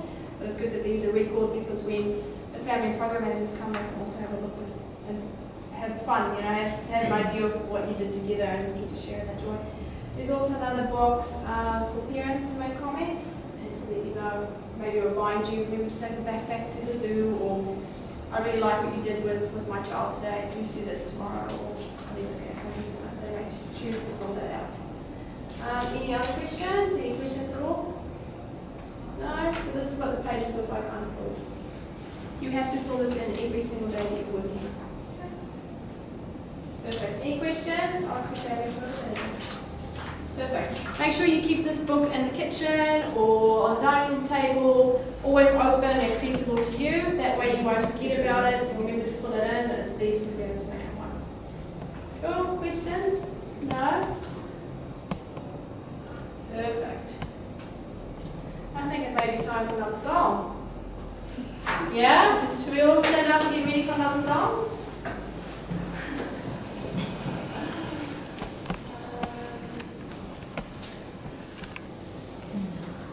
Perfect. Okay. You need to leave this one, April. I don't know that well. Alright, Paki Paki means clap. Kani Kani means dance. Yeah. Peki Peki means jump. Huri Huri means turn around. Hikoi means marching. Oma means running. Emoi means sleep. Okay, you ready? How should we do this? Should we, because it's a long song, should just see if we just all start together? Yeah, I'm maybe. going to tune now. Ready? Okay, ready, toru, fa. Paki, paki, paki, paki, tamariki ma. Paki, paki, paki, paki, tamariki ma. Candy, candy, candy, candy, tamariki ma. Candy, candy, candy, candy, tamariki ma. Peki, peki, peki, peki, tamariki ma. Peki, peki, peki, peki, tamariki ma. Huri, huri, huri, huri, tamariki ma. Huri, huri, huri, huri, tamariki ma. Hikoi, hikoi, hikoi, hikoi, tamariki ma. Hikoi, hikoi, hikoi, hikoi, hikoi, tamarikima. Oma, oma, oma, oma, tamarikima. Oma, oma, oma, oma, tamarikima. Emoi, emoi, tamarikima. Emoi, emoi, tamarikima. Baki, baki, baki, baki, tamarikima. Baki, baki, baki, baki, tamarikima. Excellent. So that's another fun one to teach your children. They may know it, they may not, but it's fun. It's fun to do it with them. Again, for the tune, YouTube, I always find it on there. So that will help you just to remind you. Excellent. All right. I think we will quickly cover contracts. All right, if you go to the back of your orientation handbook, you will find the contract that you signed with OP Link. I will show you what it looks like in 1 second. It looks a little bit like this. So the very back is in the appendix.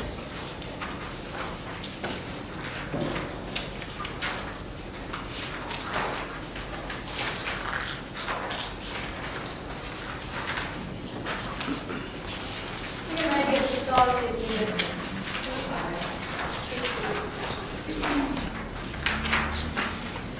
Now, Holly, Lucy, and Catherine, have you signed the agreement? On my report, you have not.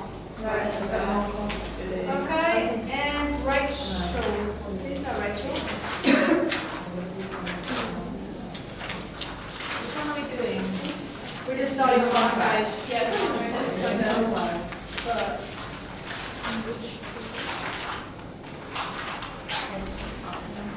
Yep, that one. Okay, so Holly, there you go. So when you sign that one as we move forward, Lucy. Oh yeah, I've got people on these. Who's Lucy? Oh, there you go. And Catherine. Yeah. Perfect.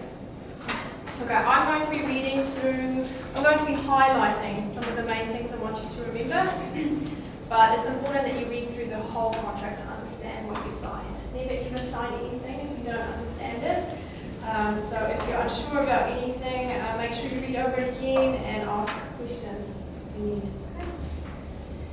So we're going to move through the terms and conditions. So if you turn over the page, we're going to be working through those together. Okay, so 1 to 1.7 is everything prior to your arrival. Okay, so all that stuff you've already covered. So we'll be going from 1.1. Okay, insurance. Insurance is absolutely mandatory for all of you. Have you all got insurance? No.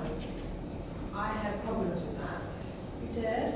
Yes, because I was already here and I tried to get insurance. Okay. And I phoned SDA and they couldn't help me. And then I did speak to someone and they said that I might not need it because host family will have sort of like home insurance and stuff.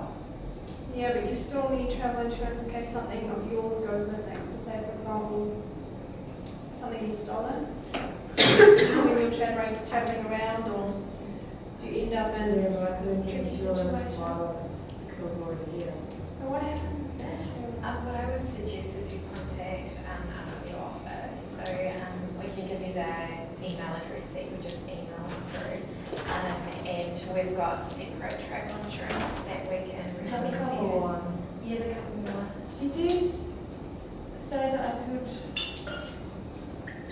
get something for me, but then they also said like that my stuff should be covered with my host I family. would still recommend that you get travel insurance because if you get sick and you need to go home, then that'll cover you. Your doctors, any doctor's emergencies that come up that need to be paid for, it can be covered. Generally, and this is pre-existing, can be covered through your travel insurance. Yeah, so I would definitely recommend pursuing that. Yeah, just let us know if you need I that. think it was just filling out the form, it was quite difficult. We can help you with that though, Yeah. so if you do need. Yeah, but I would definitely get travel insurance. Definitely. Okay, everyone else has? I'd like to. I had to go to the doctor's on Christmas Eve and spent $200 on seeing the doctor and antibiotics. Yeah. Probably took about 5 minutes as well. Okay. So insurance, everyone has insurance. You will sort insurance out very quickly, so that's good. Openly will not accept any liability regarding your insurance. Should be assist in helping you arrange your insurance through a third-party supplier. And you need to just understand your insurance policy as well and the terms and conditions. To give you an example, I need to make sure that my laptop is in the boot of the car. If it's on the back seat and someone breaks in, my insurance may not cover. So it's understanding those little niggly bits of fine print.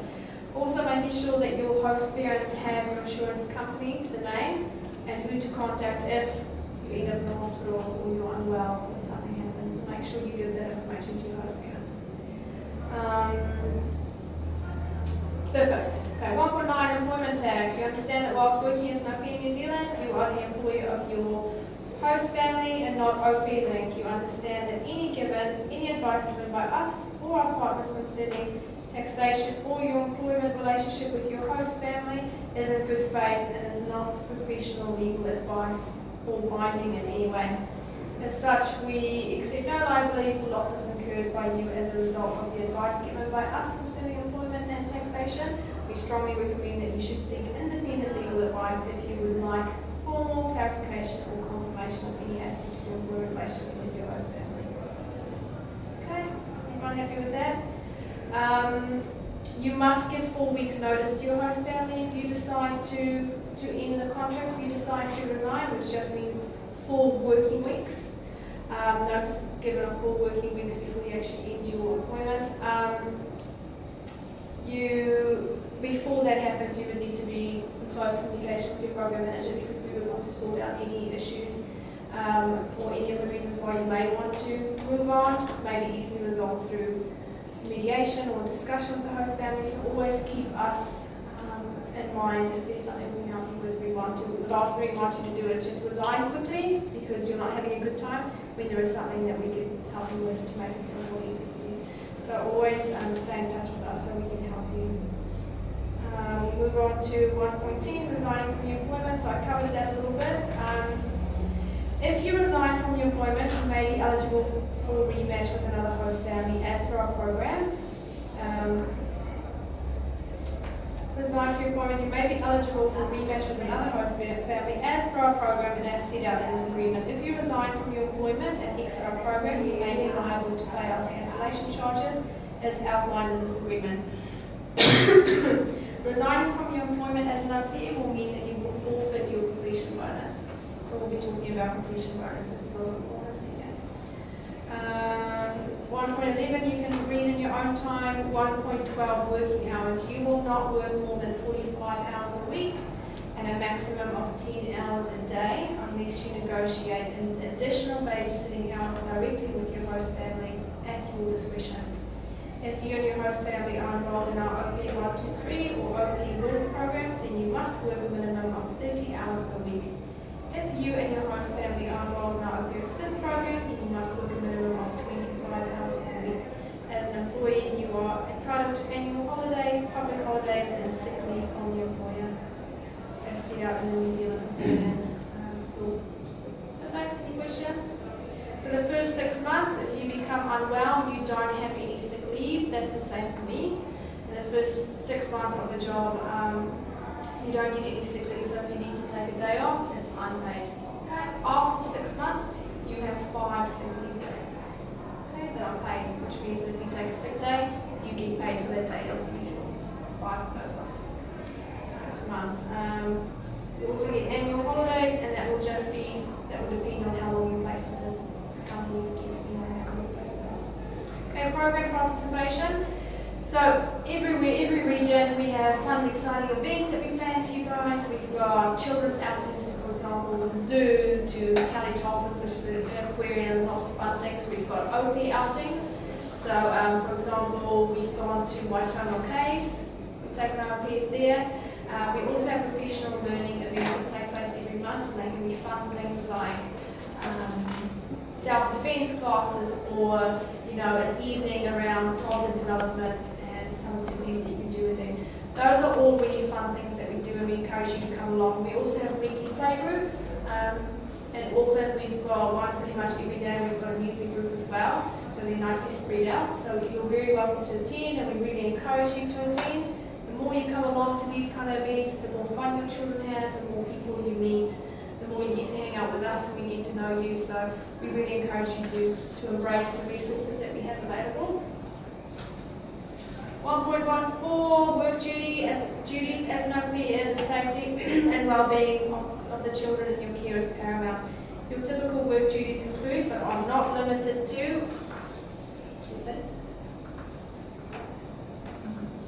ensuring the physical and mental well-being of the children, including general hygiene, implementation of inviting and educational experiences with the children, attending au pair and child outings, playgroups and events wherever possible, picking up or dropping off the children to school activities, whether driving, walking, so forth, helping the children take care of their belongings, playing, reading and encouraging the children's interests, and completing and maintaining child portfolios and communication books. During your working hours, your primary focus should be on the children.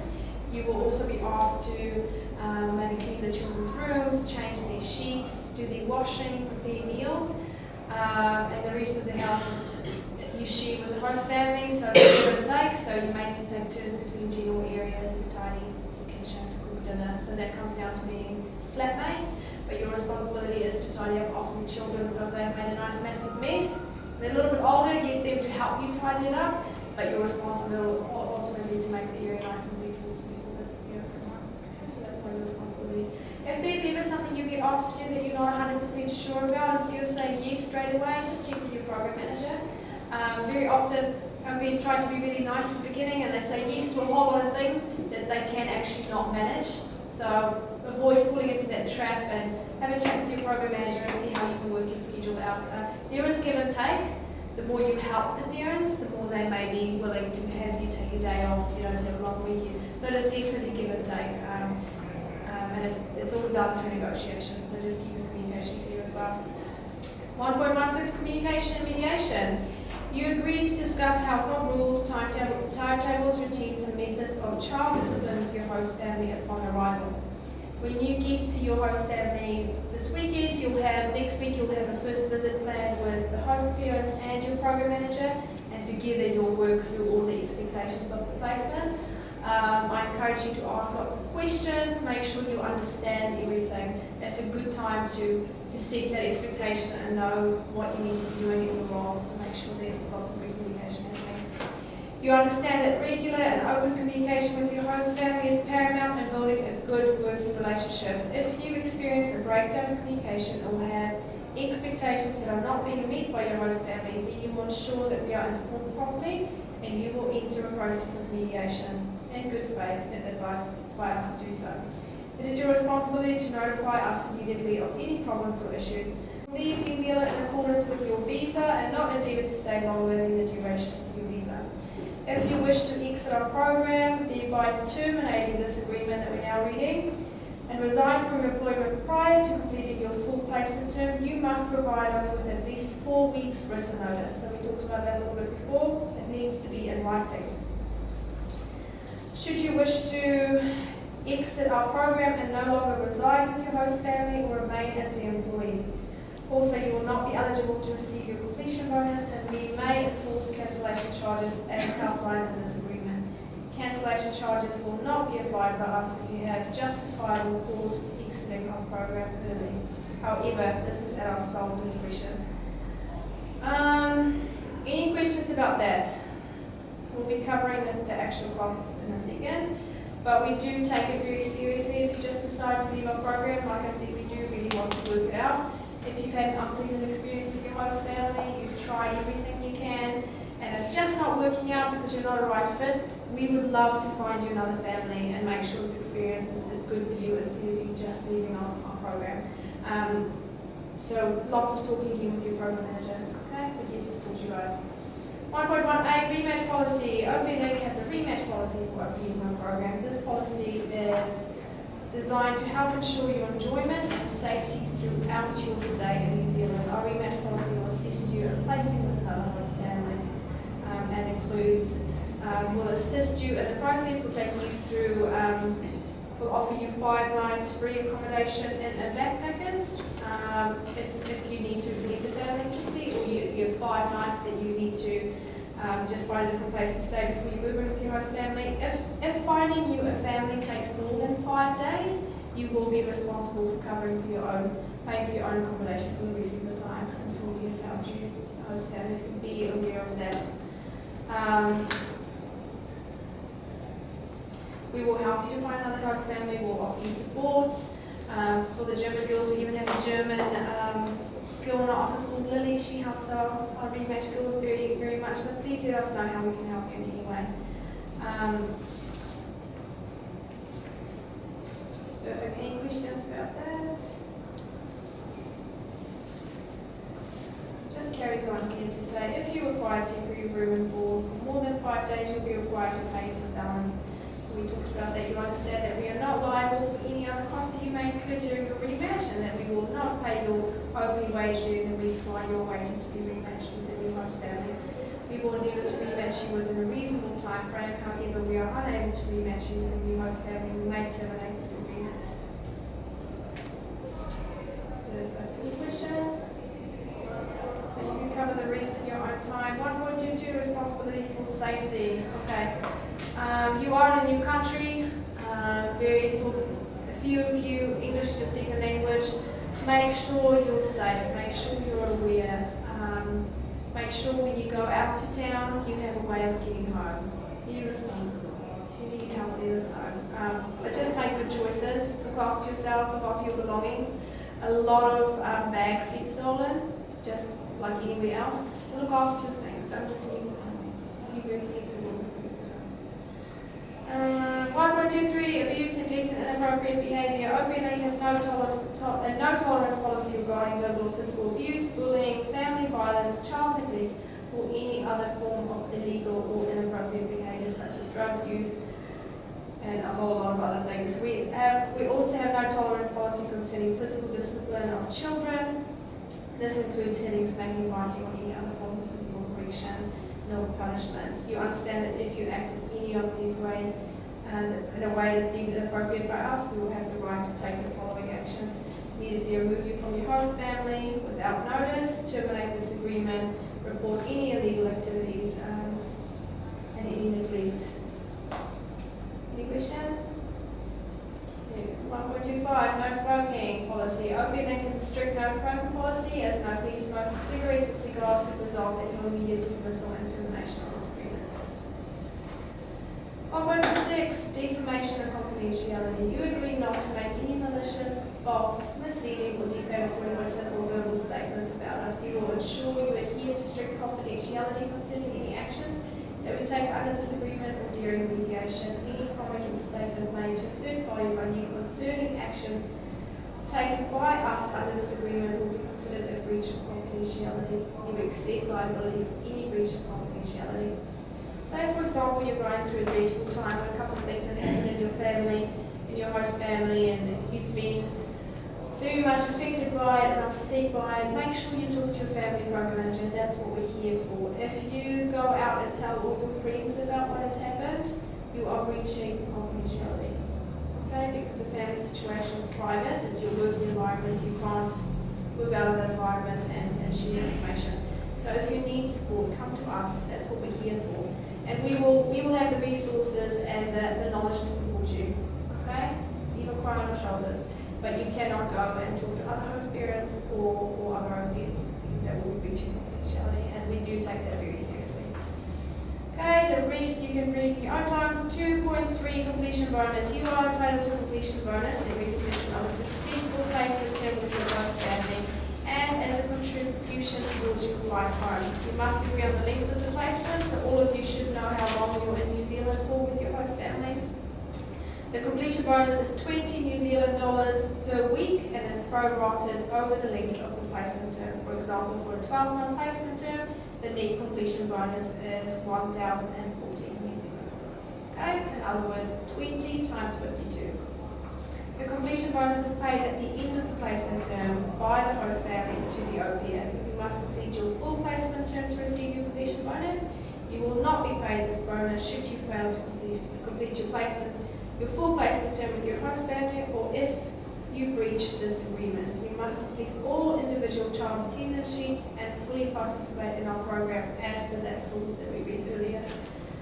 To receive your completion bonus. You will not receive your completion bonus if your employment is terminated or you have received notice that your employment will be terminated due to misconduct or serious misconduct. Au pairs on our private support program are not automatically entitled to receive a completion bonus. This is at the discretion of the host family and will only be required to be paid to the au pair if it was agreed in writing at the time of the placement. What's the private support program?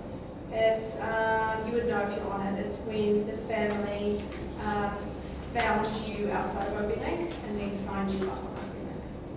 Anyone here? Yep, so you understand that, right? Yep, so that's a good question to ask during your first visit. Is it taxable? The completion bonus? He's paid family pay their tax for you. Yeah, so the amount we talked about, the $20, that's cash in hand. 2.4, 2.5, read by yourself. 2.6, cancellation charges. So this is what we talked about before. If you exit our program during the initial term of this agreement and no longer require our services or wish to remain in the employment of your host family, you understand that you may be liable to pay us a cancellation charge. Cancellation charges do not apply if you are rematched with another host family. Cancellation charges will be invoiced to you at our sole discretion and are calculated as follows. Okay, so $500 if you cancel this agreement within the first half of your placement, $250 if you cancel this agreement after the first half of your placement. Okay? Any questions? Perfect. So if you look through a few of those, down to 3.6, damages, accidents and insurance. We are not liable for any damages or accidents caused by you during your placement term. Furthermore, you will agree to pay 100% of damages to your host family's car if you are responsible or at fault in an accident outside of working hours. You understand that you are only required to pay for the insurance excess or the repair cost if it is less than the stipulated excess. You would need to pay 50% of the damages to your host family's car if you are responsible or at fault in an accident during working hours. So you understand the difference there. 100% if you have an accident and it's your fault after working hours. 50% if you have an accident within working hours and you're at fault. That makes sense? Report all damages and mechanical issues related to the car you're responsible for. We are not responsible for any losses, accidents, or any other incidences. Okay, I think that's it. Any questions? There's a lot in there. Make sure you understand it. If you don't understand, ask. Okay, it's like I said before, important to know what you sign. So if I can have the two of you ready to sign the contract, just pull at the front and give that back to me. Or once I get you the data. Perfect. All right.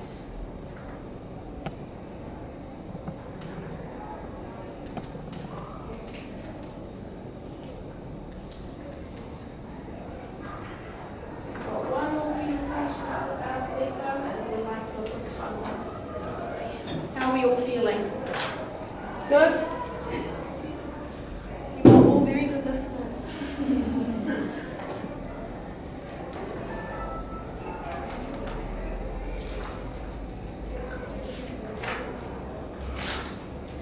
I don't have a copy of my mobile number at the moment. Could I send that over to you? Or? Yeah, that's fine. We got it out. Yeah, just pop that in. That's fine.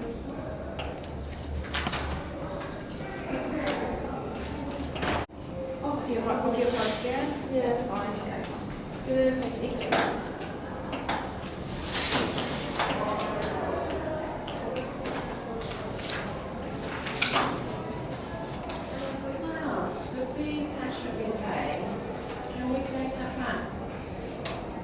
Yes, you can. then I can claim back a portion of it.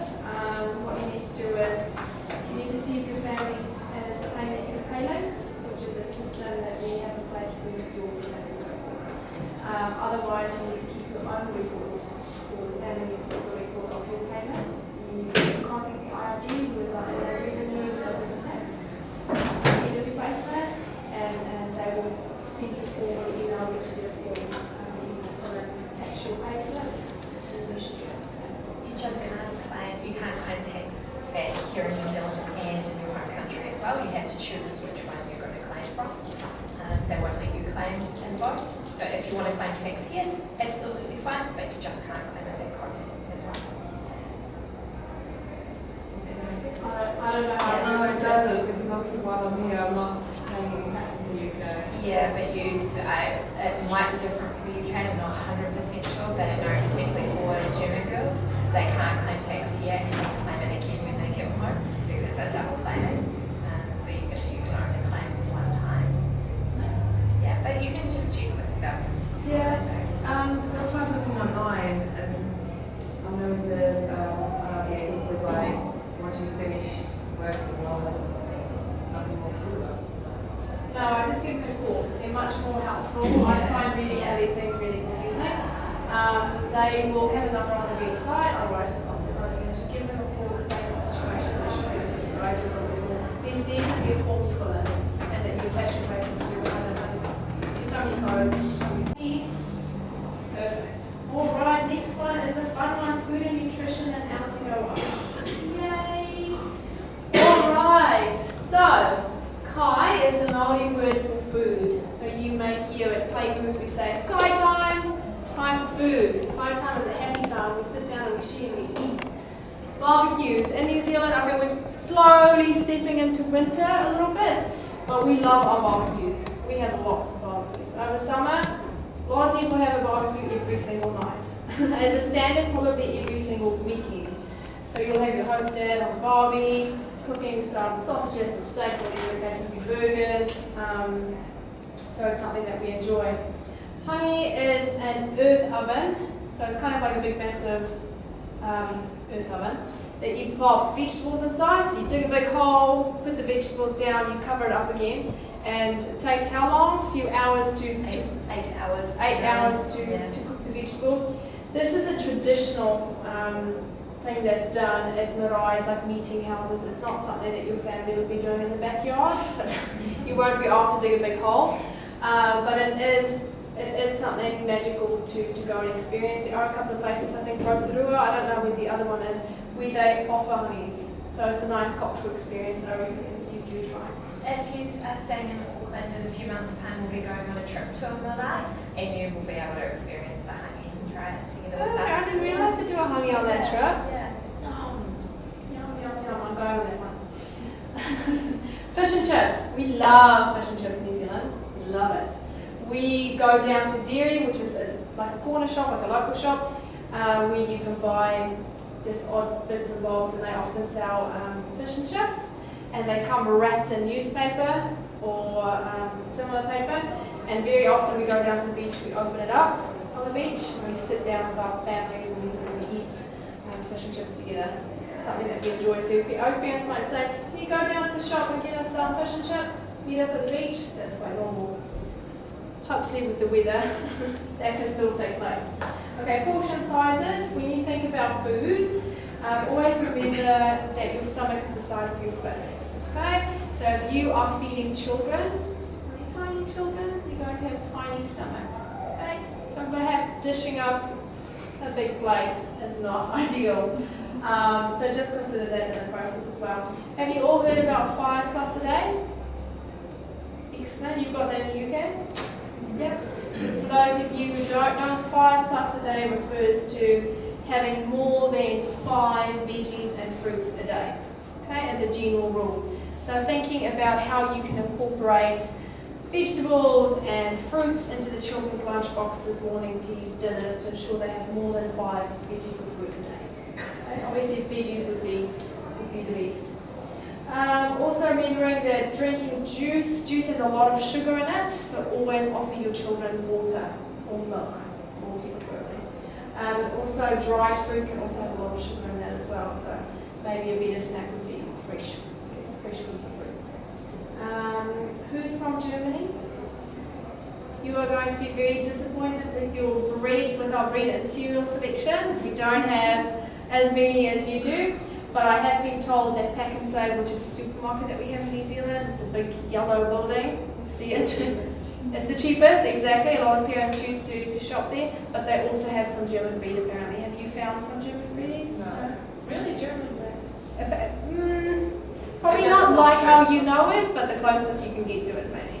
I mean, all the other parents said they were getting sick of eating toast every day, but that's What do you normally eat? German bread. German bread, so toast, but it's different to what we have. It's different. It's hard to explain. You just go to the bakery and you get it. Would it be hard to bake yourself at home? I really want to try this German bread that everyone keeps You going will with. also have like a section of like overseas stuff. Yeah, international section. Yeah. Yeah. Devon, you'll see in the international section there's like a whole little South African section that you can choose all kinds of things from. It is expensive, but you know, if you miss home, there's nothing like having your own office. shops here as well. There are. We've got many South African shops. There's one on the shore, so there should be one near you. Yeah. But you're coming here to New Zealand to have a different experience. It is still nice, and there's sometimes some things that you crave, that you need. The Fanta here is the same as South Africa, but the Fanta in the UK is not. It's actually different. I don't drink Fanta in the UK, but I'll drink it here. Make sure you get enough of it, yeah. Supermarket shopping. During that first visit, you'll be discussing who's responsible for supermarket shopping. It may be that you are responsible for supermarket shopping for the family. Make sure that you go along with the family a few times and you know what they buy and what they want. I've been overseas, I've travelled, you walk to the supermarket and everything's just different and you don't even know what it is. You don't recognise labels, you don't know what is in it. So going along with your host mom a couple of times before you go by yourself might help you. Last thing you want to do is buy them this stuff and you come home and the host parents go, what did you just buy? I don't know what this is. So yeah, just working with them on that one. If you're a vegetarian or you've got any special dietary requirements, you would have told your host parents by now. Yeah? If not, tell them during the first visit so you can make sure that you're getting the food that you need as well. Perfect. Other things to think about. Lunch boxes. All of you will be responsible for packing lunch boxes. Make sure you consider that 5+ a day. Lots of veggies. I'm beginning to lose my voice, excuse me. See, I'm talking too much.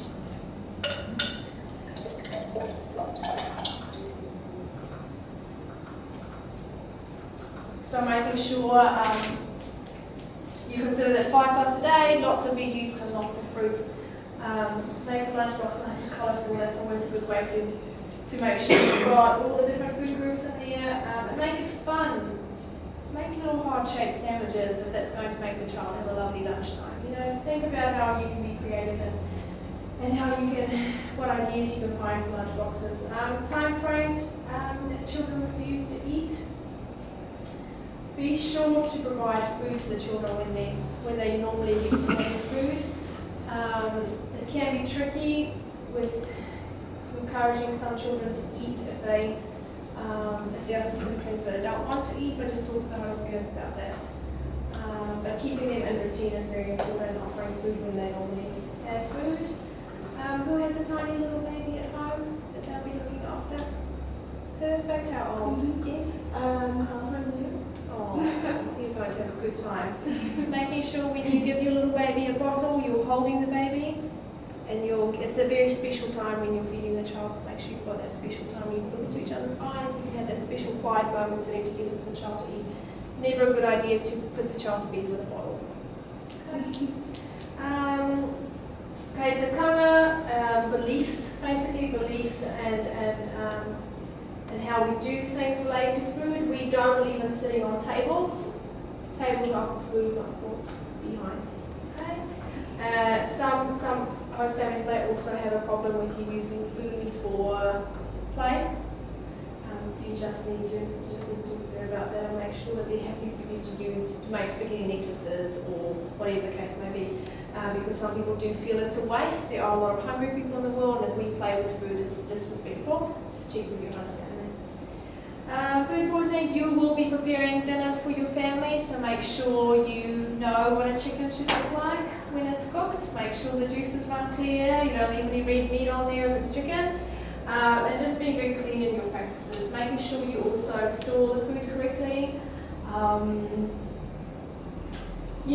just being a little bit careful. The last thing you want is to cook for a family of 5 and everybody gets food poisoning. So just be very careful with that. Humidity in New Zealand, we are moving into winter, but it can get quite hot over summer here, which means that things like bread can go moldy pretty quickly, and meat can go off pretty quickly if left on the counter, but I don't think that's going to be a huge problem now that we're stepping into winter. Kitchen safety and hygiene, making sure that you role model to children to wash their hands. If they're going to help you in the kitchen, you do the same. You make sure that you use you don't mix your cutting boards up and use raw food on the fresh fruit cutting board and so forth, and make sure you're just safe and hygienic. Make sure you tidy up after yourself when you've made a mess in the kitchen. A lot of these things are common knowledge, but we have to talk through it. If you make a mess in the kitchen, make sure you tidy up after yourself. Make sure you tidy up after the children.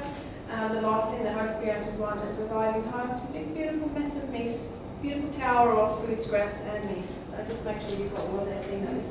These things are common knowledge, but because I've never actually lived in the house with children, so I wash up after dinner or something, wash up sharp knives, just put them on the draining board to dry it. It's not something that I think about, because it's no children that. But now I have to think about it. It's like wash it up straight away and put it away. And those are definitely kind of things that I would also be referring to here. A lot of the stuff is like, oh, come on, I know this. But in practice, you have to actually think about these things. And if you're looking after 2-3 children and your day gets busy, by the end of the day, you will have a mountain of dishes. So it's being aware of that and being aware of how you need to manage all those things. Sharp knives, especially. Not a good thing to have lying around. And it will come with practice. I mean, you'll work out a routine that works for you and the children, that's fine. Allergies, knowing who has allergies in your home, when you give them food. So for example, peanut allergy is quite big here in New Zealand. A lot of children become anaphylactic, which is they go into shock and they need an EpiPen to recover if they have peanuts. It may even be if a packet of peanuts is open in the same room as them, they might react. So knowing your children's allergies and making sure they keep safe. On that note, no nuts at all to be brought along to playgroups or events or anything, because we are just too many children with peanut allergies. Okay. How to encourage children to eat. Praise and encouragement. We talked a lot about that earlier. Role modeling. If you're sitting down at the table having a pie and a Coke and you're expecting your child to eat broccoli, not going to happen. So making sure that you're eating the dinner that you're cooking. Make food fun. Lots of colours and lots of varieties.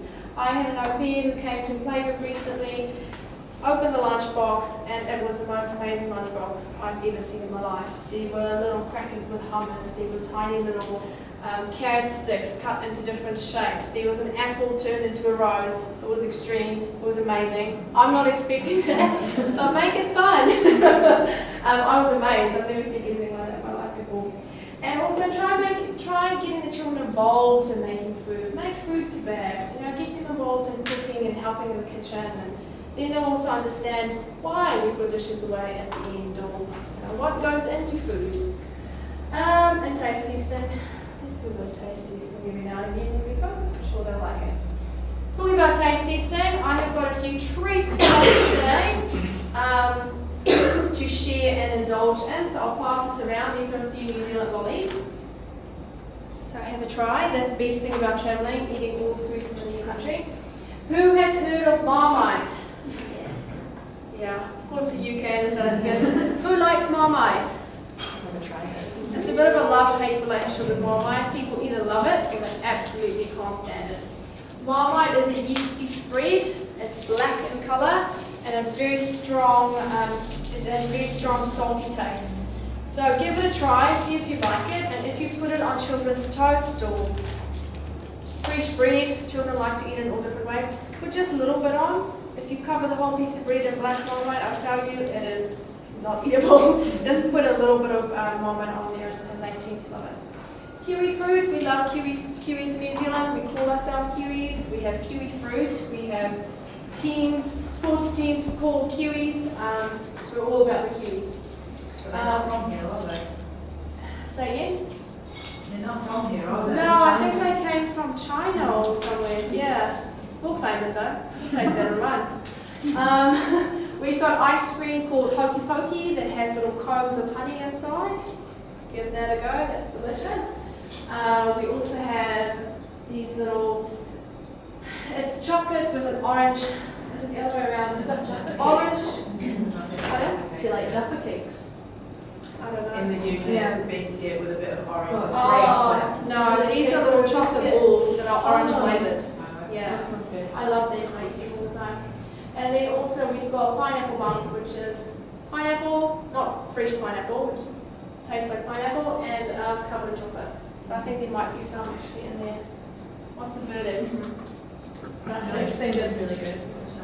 Oh yeah, the fruit birds, I think it was. It was like the milk. Oh yes, that one's yummy. Well, there's some more there if you guys want to have some more. Perfect. Any other questions? No? What's new? One of the girls I looked after, what she had on her toast. Yes. Well, chocolate spread, peanut butter, and jam. Together. All on one piece. Wow. That's flavoursome. Let's do it good. That is flavoursome. All right, so just finishing up. Tomorrow morning you have got your first aid, bright and early. You need to be sitting down in this room at 8:20. Okay? Well, Make I sure- wasn't getting paid till like 21st, but it's only a first already. Say again, sorry? My bus doesn't Okay. get there till like 21st. Okay, as long as you're in here by 8:30. The latest starts at 8:30. I'll be there. Perfect. If you're late, she may get a little bit funny because you do have to go through all the content to do the CPR again, so make sure you are on time. The rest of you who are staying at Holiday Inn, 8:20 on your seats, please. Make sure you check out before you come down as well, so allow that time to. Why are you smiling? We're very strict because we don't like people being late. Perfect. Ensure when you check out you use your correct room number. There's a lot of confusion when everyone comes down at the same time, so just make sure you use your right room number. If you have a flight tomorrow, can you please come and see me? I just want to make sure you've got everything sorted.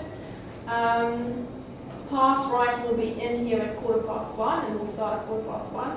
So I will need you back from lunch and here at 1:15. Okay.